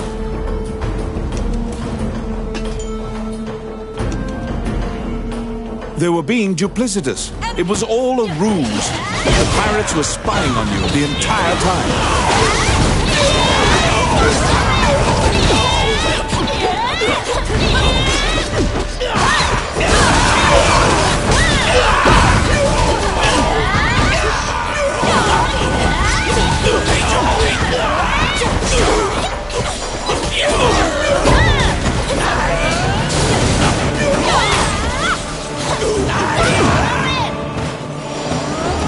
Elliot Pitt, the name of the ship's owner, is written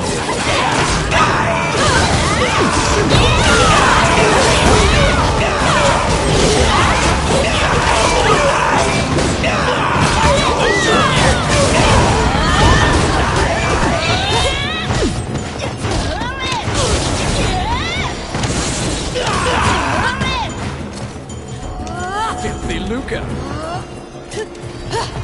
Outstanding.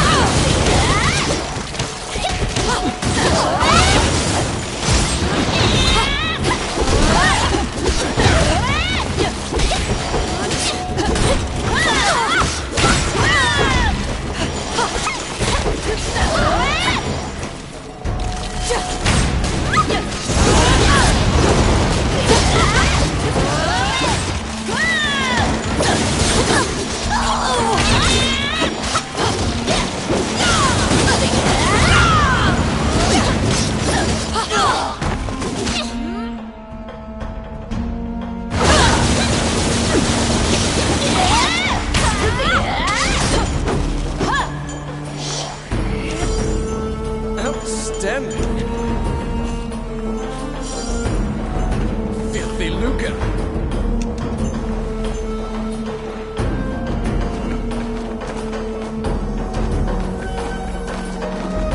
They're here!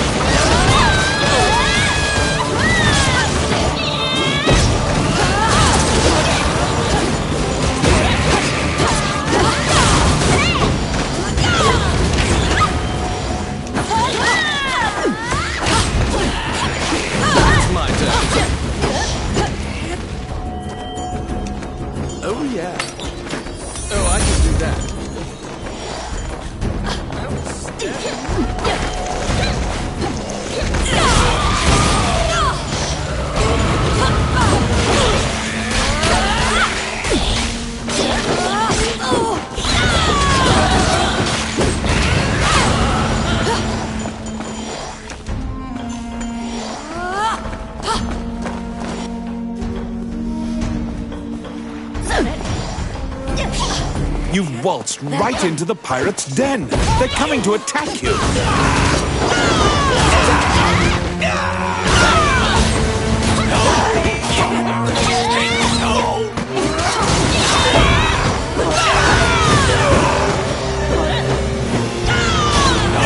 The pirates have the magic lamp.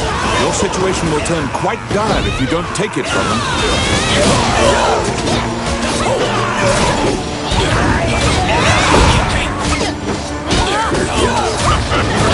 You have summoned forth a genie. Don't let them take the lamp.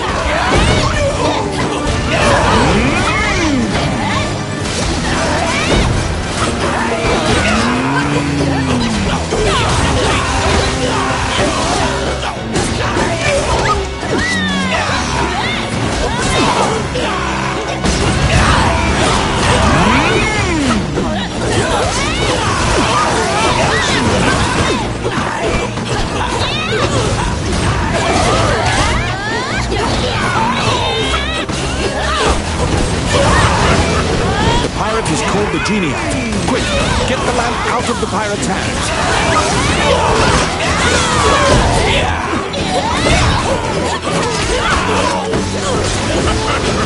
The pirate has called the genie out. Quick, get the lamp out of the pirate's hands.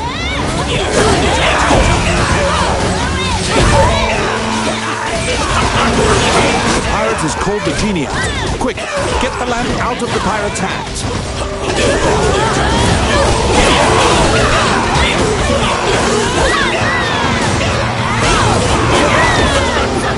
The pirate has called the genie out. Quick, get the lamp out of the pirate's hands.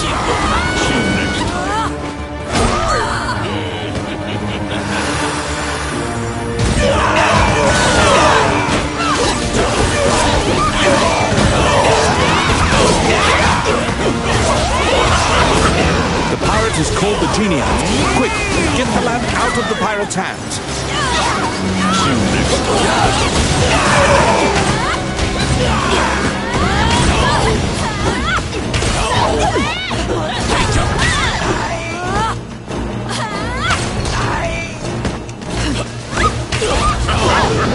You have summoned forth a genie. Don't let them take the lamp.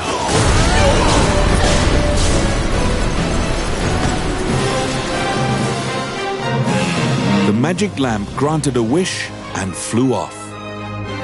You find the orb stolen by the Prime Minister among the treasure the pirates left behind.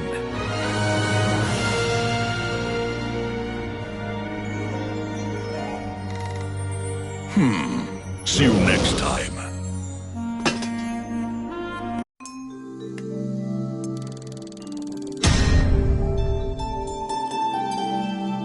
You reclaim the stolen royal orb.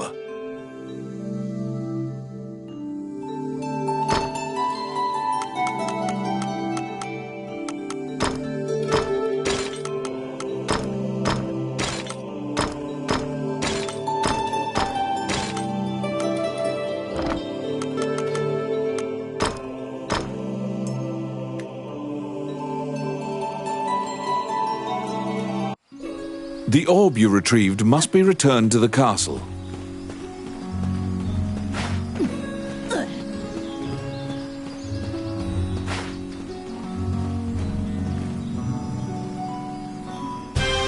The princess and count can't contain their surprise. They'd already resigned themselves to the worst possible outcome. You've won a great deal of favor from the royal family. The princess smiles upon you, and Dean trusts you implicitly. The succession imbroglio has been dealt with. Once the king is buried and Parliament approves, Dean will succeed the king. Still, the future king wears a somber expression. He knows Highland still faces many difficult challenges. The Shinyak Orc tribe is pushing in from the east, and more tribes are joining their ranks. They're an ever-present menace. Also, while Highland is currently at peace, Bulgar will surely strike if they sense an advantage.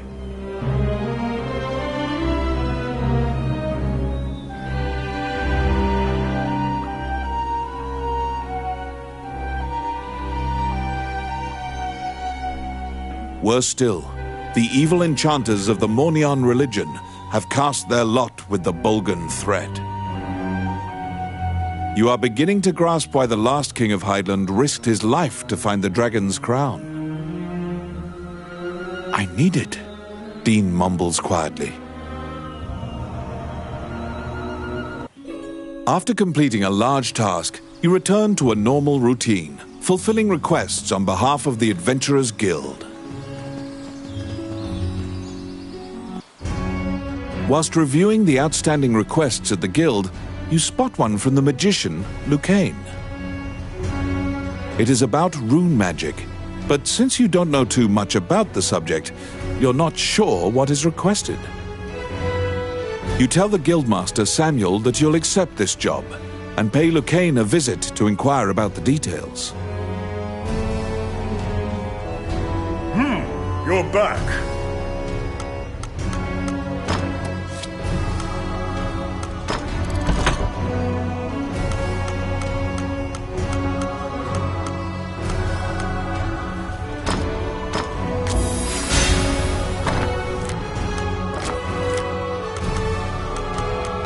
You have a request.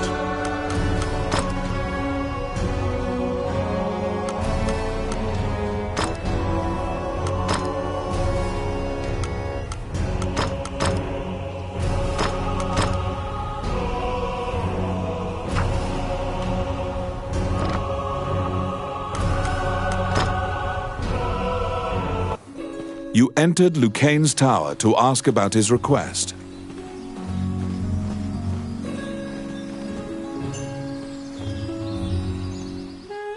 When you tell him that you have taken on his request, he immediately starts filling you in on the details. Certain Elysian ruins are highly regarded as a sacred area by monks. Unfortunately, monsters are desecrating these ruins. Monks were dispatched to purify the area, but the golems that used to protect the ruins have turned on the monks. Golems are controlled with rune magic. They asked luigiix to craft new golems with runes to pit against the old golems.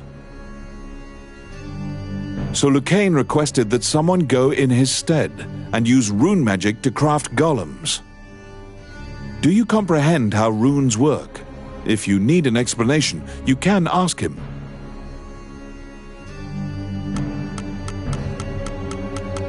luigiix says that he would be delighted to discuss this and launches headlong into a discussion about runes. Runes are magical letters that spirits and fairies carved into the world. You may have seen them yourself. Touching runes makes letters sparkle and float. Runes are a combination of 3 characters that create various effects. However, runes won't work unless a spirit or fairy is present. That's what you gather from luigiix's long lecture. luigiix hands you a stone that has a rune carved into it. Activate the 2 runes on the statue, then add the stone's rune to cast the 3-letter spell that animates it. You press forward and begin looking for runes. Oh, how can I help you? Which one?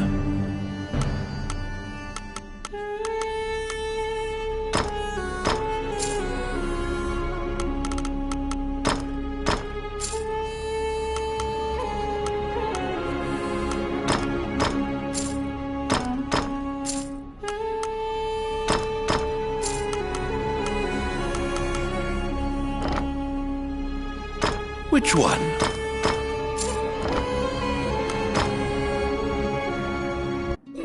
You head to the ancient temple ruins at luigiix's behest. There, you need to animate statues using rune magic. Welcome to my shop.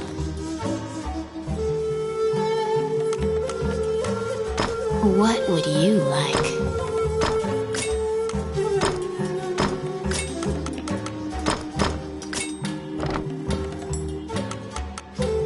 Which one do you want?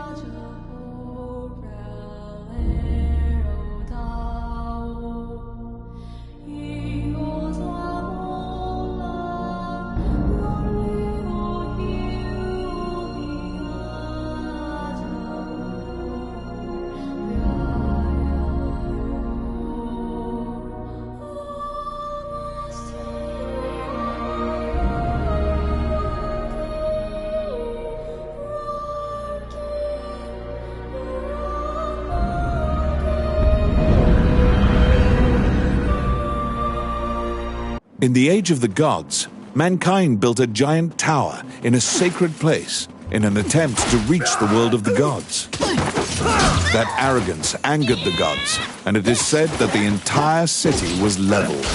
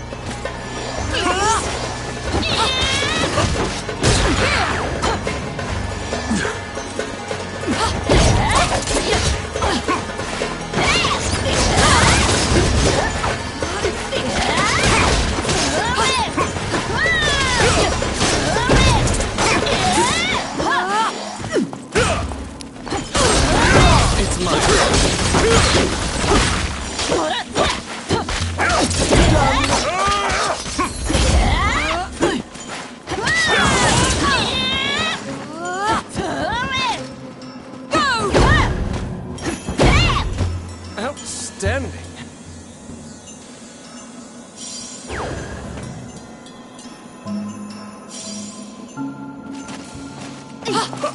Nani?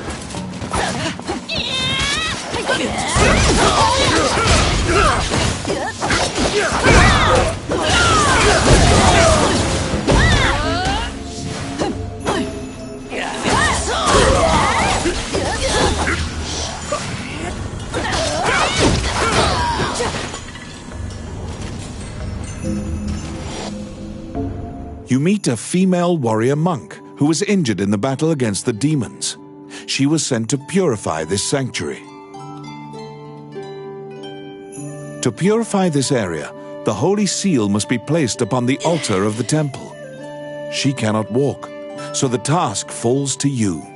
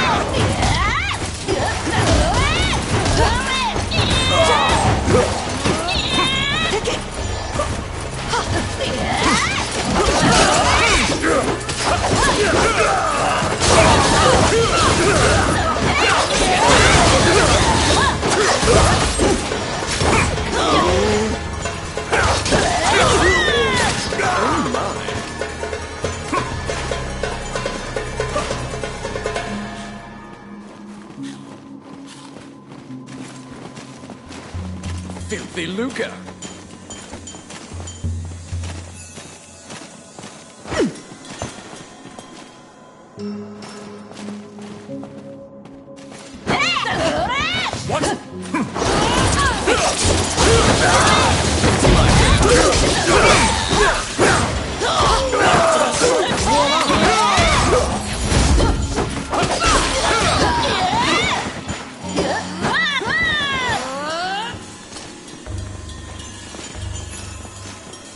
Here they come.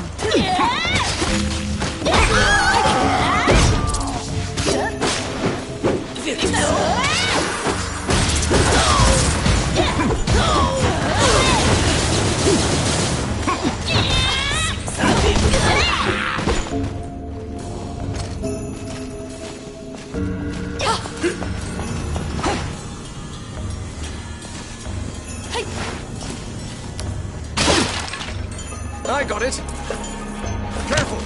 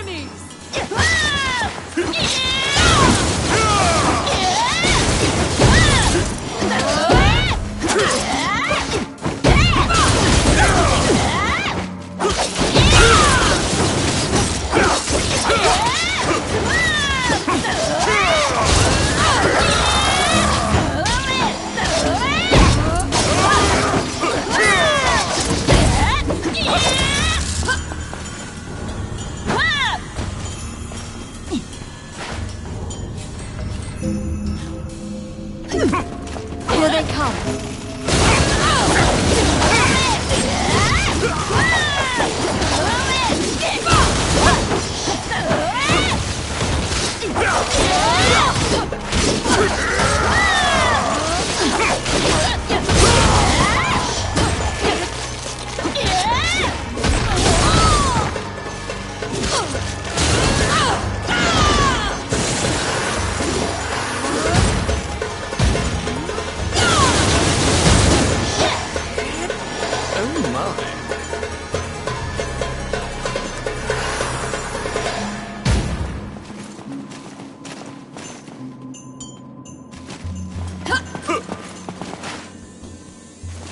They're here.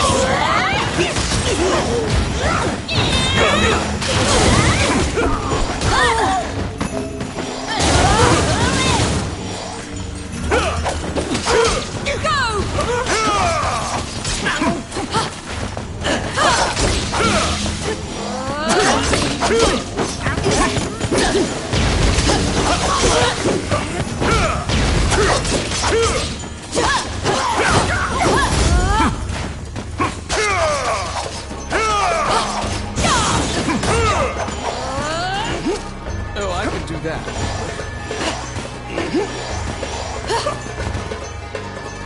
Do you still remember Lucane's lecture on rune activation? In order to defeat the golem blocking your path, you need to have a golem of your own.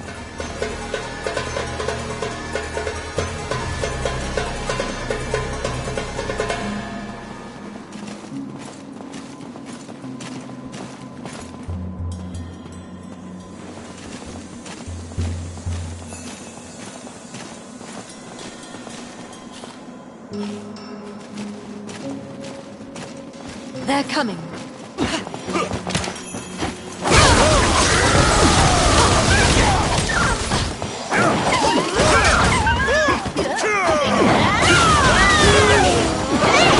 The golems, who were once protectors of the temple, are now aligned with the evil forces.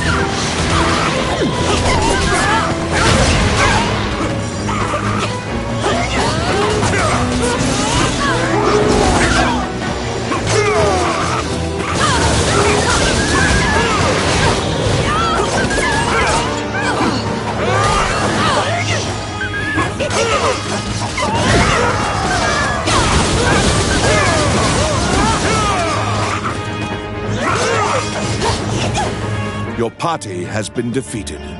Ranni just barely makes it out and carries your bones to the temple.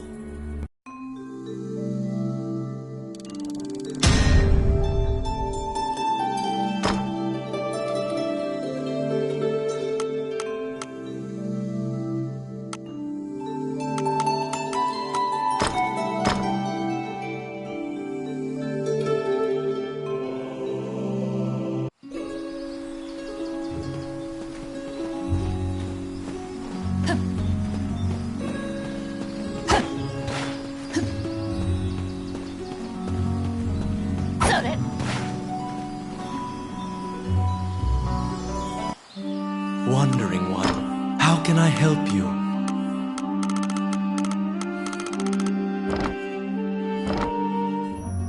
As you leave the temple, a ragged old man slumped in the road calls out to you in a gravelly voice.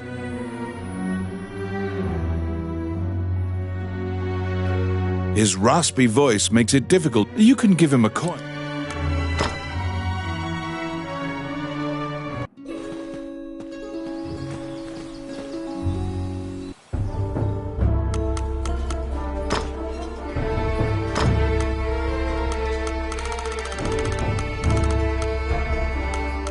Okay.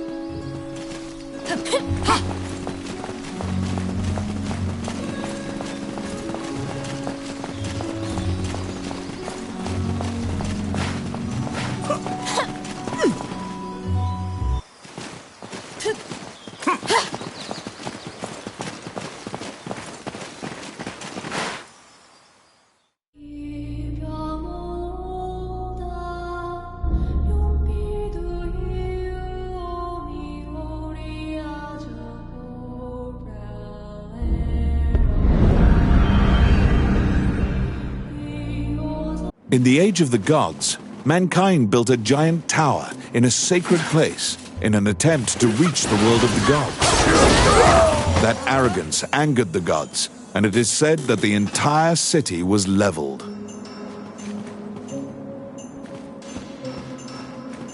Outstanding.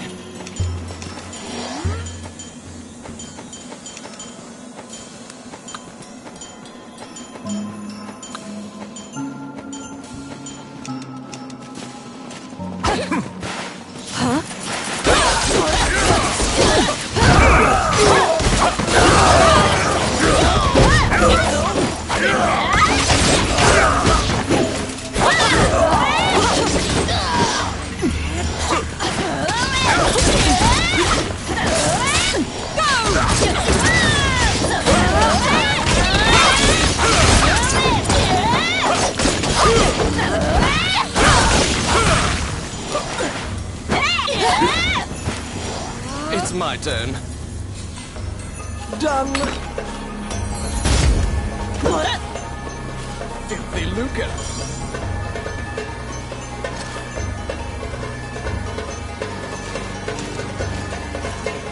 Whoa!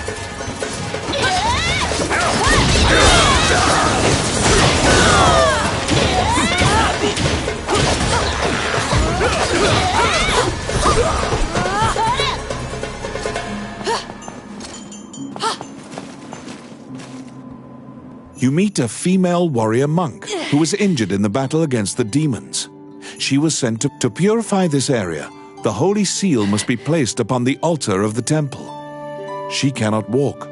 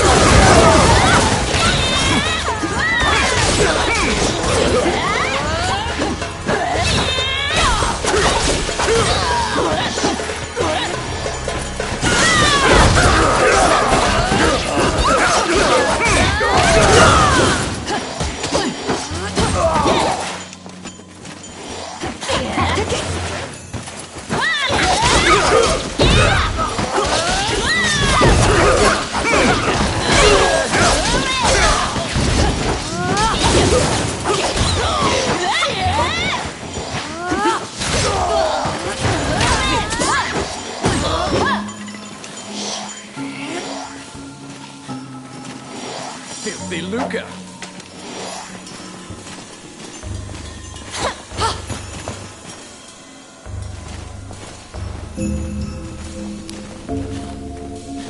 Oh, yes. Hmm?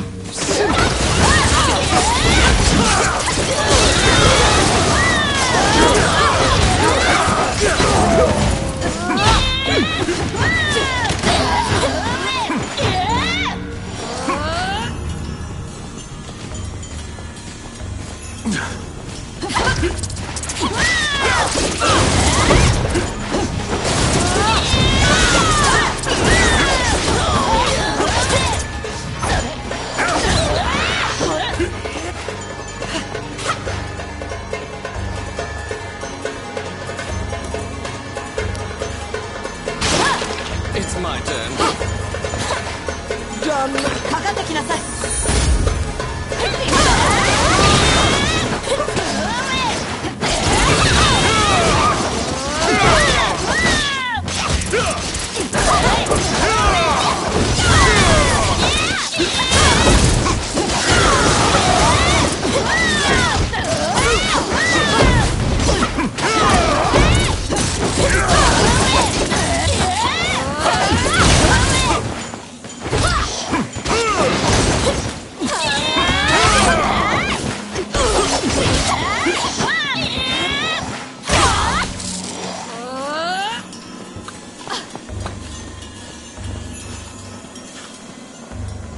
Outstanding. Oh my.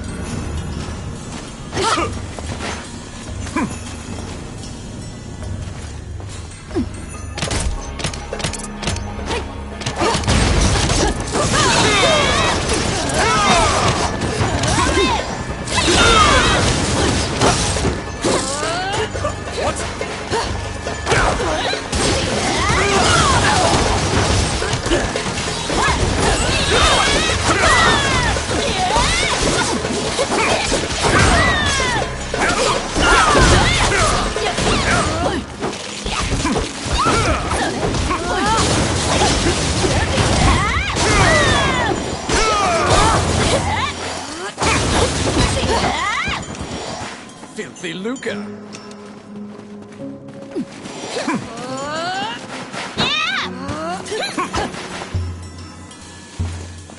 They're coming.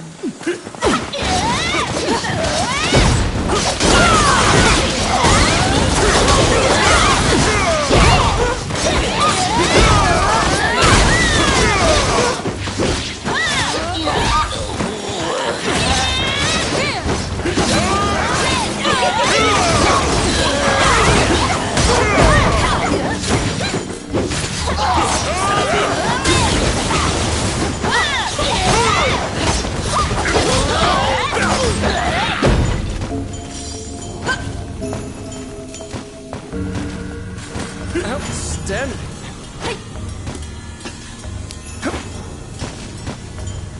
Yes. They're here.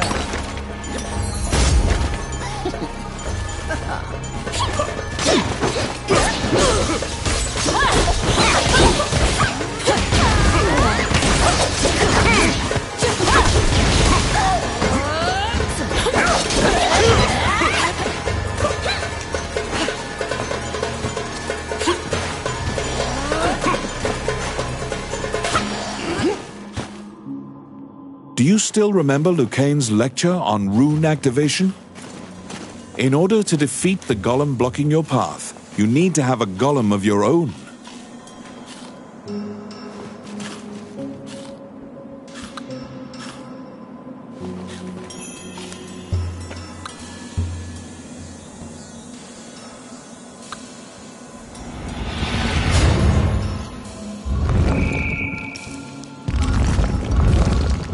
The demons noticed the statue coming to life and have come to disrupt your work. Protect your golem so that it does not get destroyed before it reaches the temple.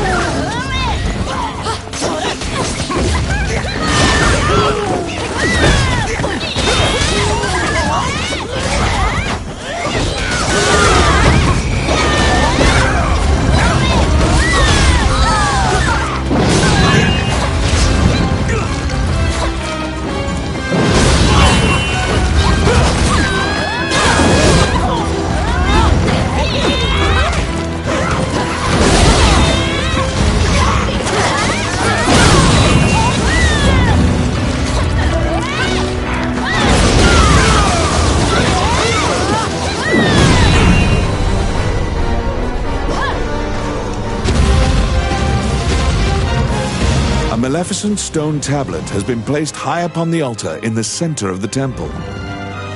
When you remove it and replace it with the holy seal, the ruins are purified with a blinding light.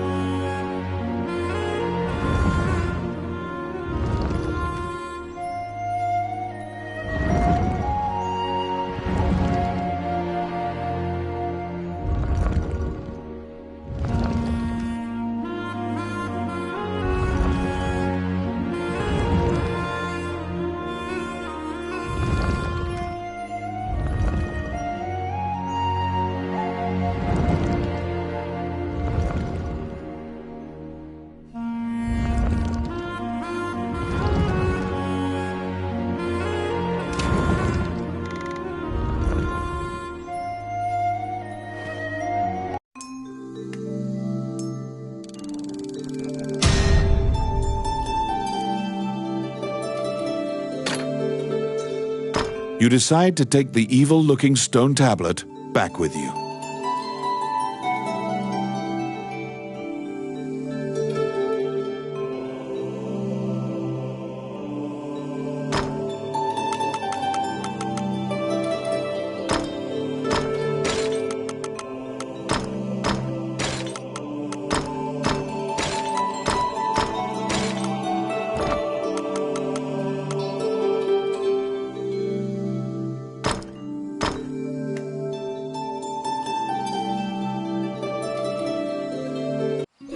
You can feel unspeakable evil emanating from the stone tablet you removed from the altar. Perhaps luigiix should examine it.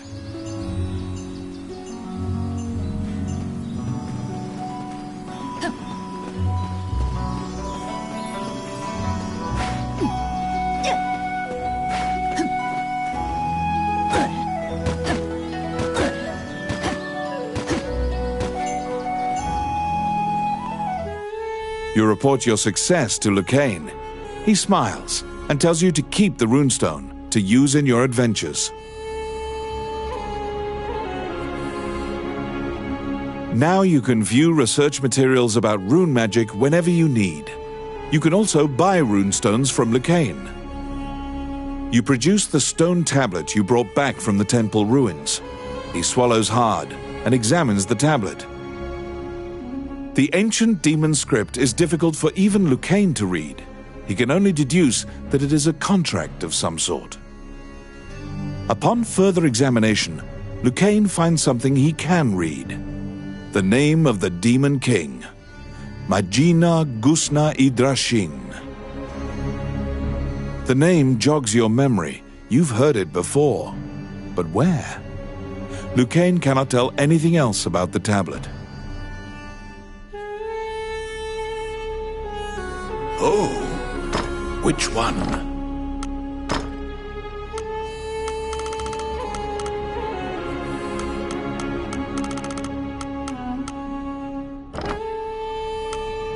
Which one?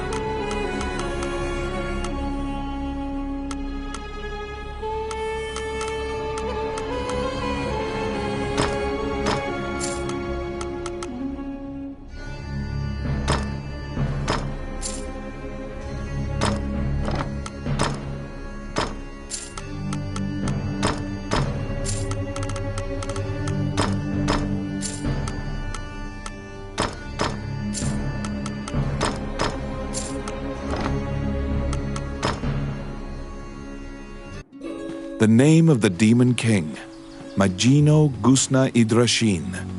You're positive you've heard that name somewhere in town.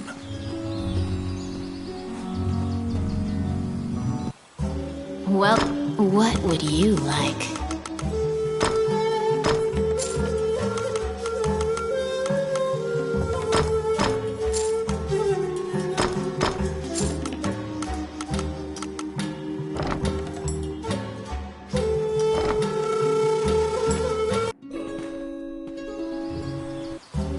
Welcome to my shop. What would you like?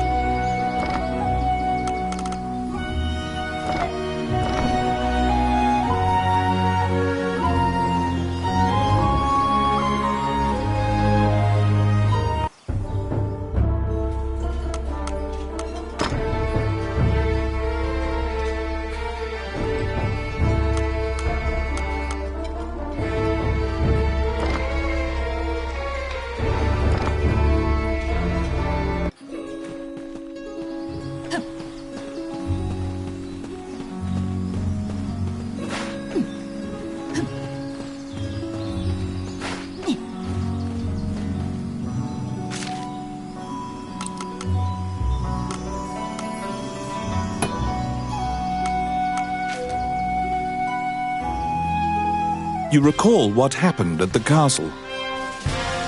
The princess and count can't contain their surprise. They'd already resigned themselves to the worst possible outcome. You've won a great deal of favor from the royal family. The princess smiles upon you, and Dean trusts you implicitly.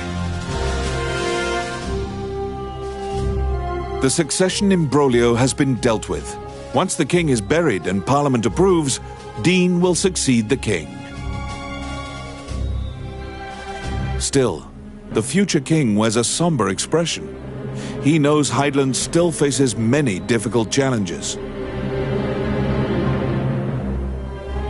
The Shinyak Orc tribe is pushing in from the east, and more tribes are joining their ranks. They're an ever-present menace. Also, while Highland is currently at peace, Bulgar will surely strike if they sense an advantage. Worse still, the evil enchanters of the Mornion religion have cast their lot with the Bulgan threat.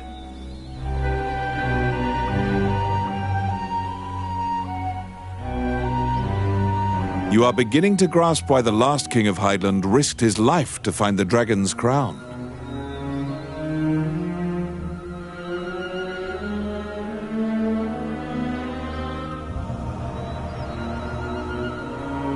I need it, Dean mumbles quietly.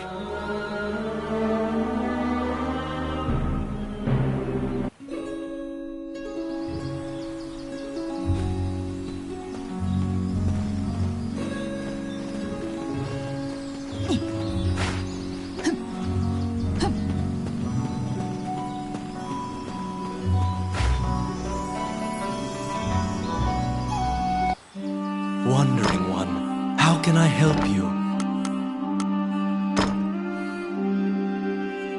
The old man grows excited when you walk by. He grabs the tablet. You now remember him mumbling the Demon King's name earlier. When you try to take the tablet back, the old man chants a spell. Instantly, the stone tablet crumbles to dust. You stand there, gobsmacked, when the old man thanks you in a calm, clear voice. He continues his story. We had obtained the crown of Elysia, known as the Dragon's Crown. However, it had no power to control the dragons. Those legends were myths to lionize the Elysian king. The crown in the ruins was merely decorative. However, I decided that I would infuse the crown with the power the legends spoke of. It would be my life's work. To do this, I would go to any lengths. I collaborated with shadowy cabals and sold my soul to the Demon King for power. Without the tablet, the crown's power will now vanish.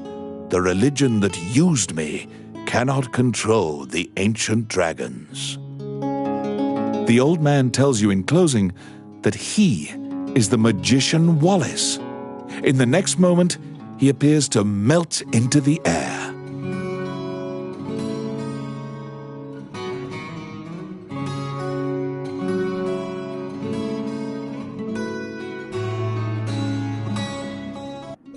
The magician Wallace, who disappeared, is Lucaine's friend.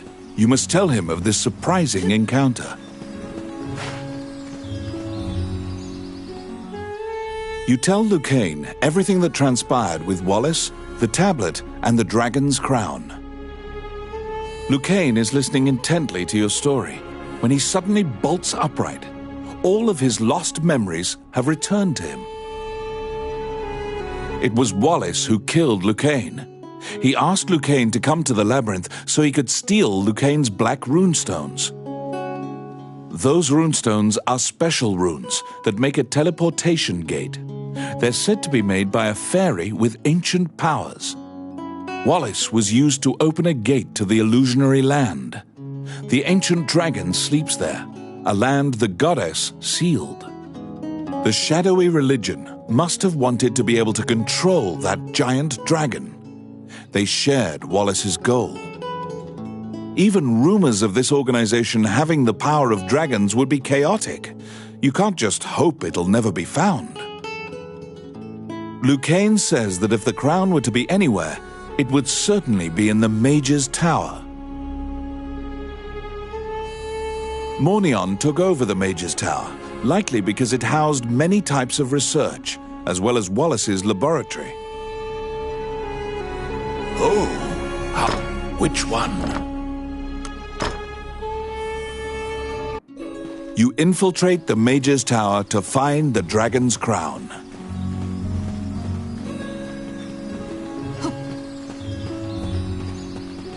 What are you doing? Bastard.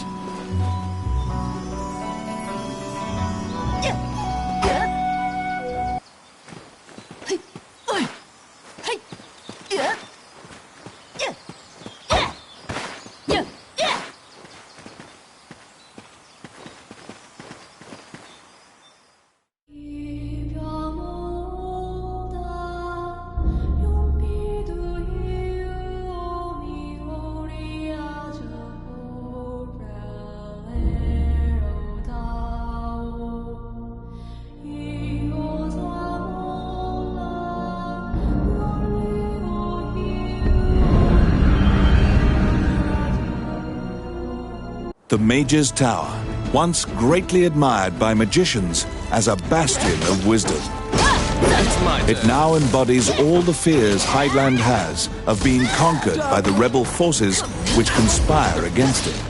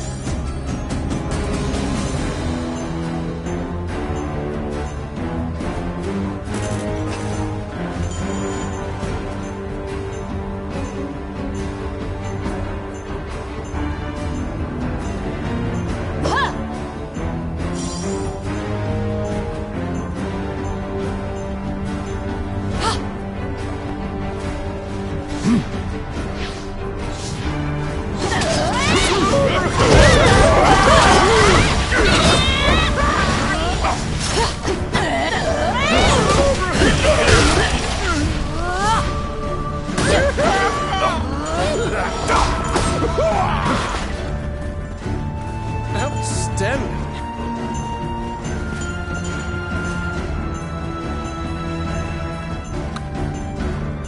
Oh my.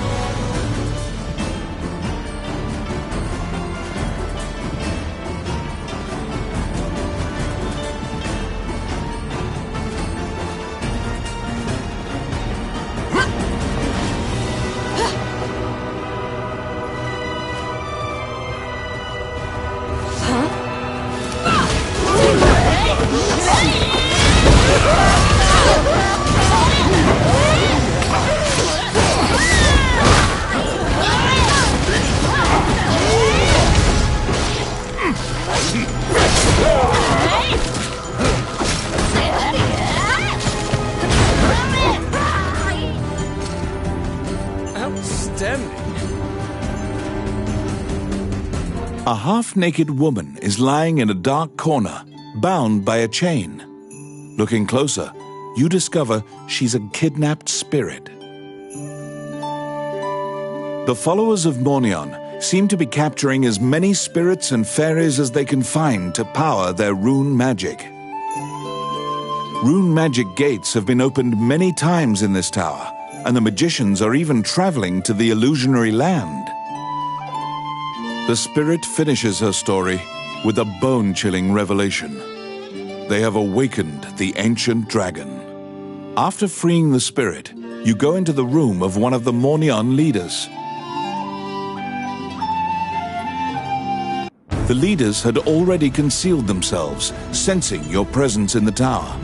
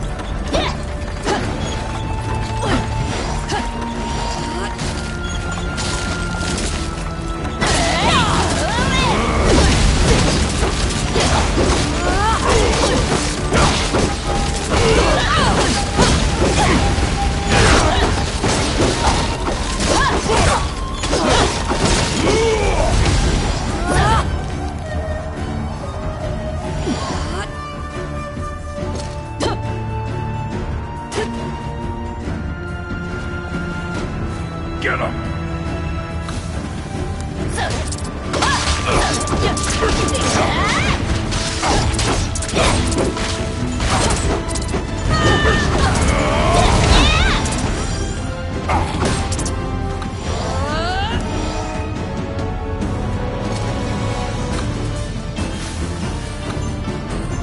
Oh, I can do that.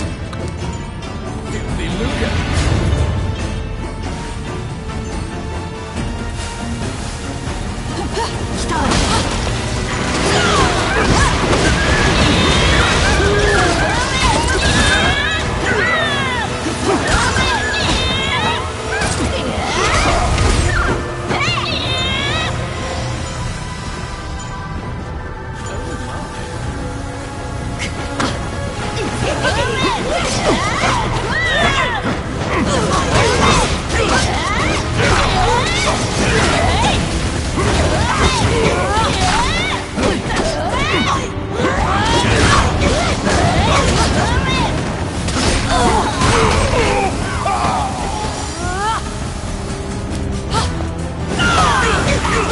It's my turn. Outstanding.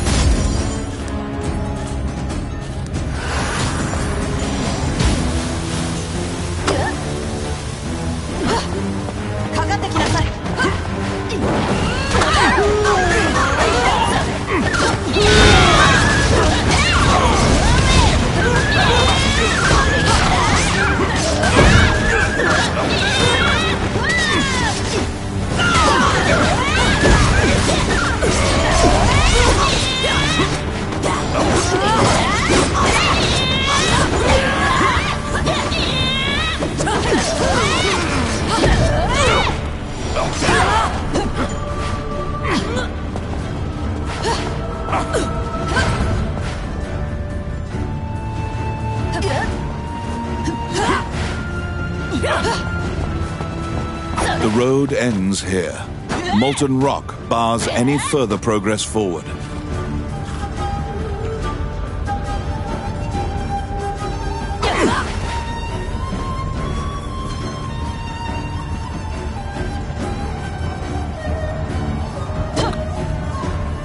Tiki finds a rune carved into a stone coffin.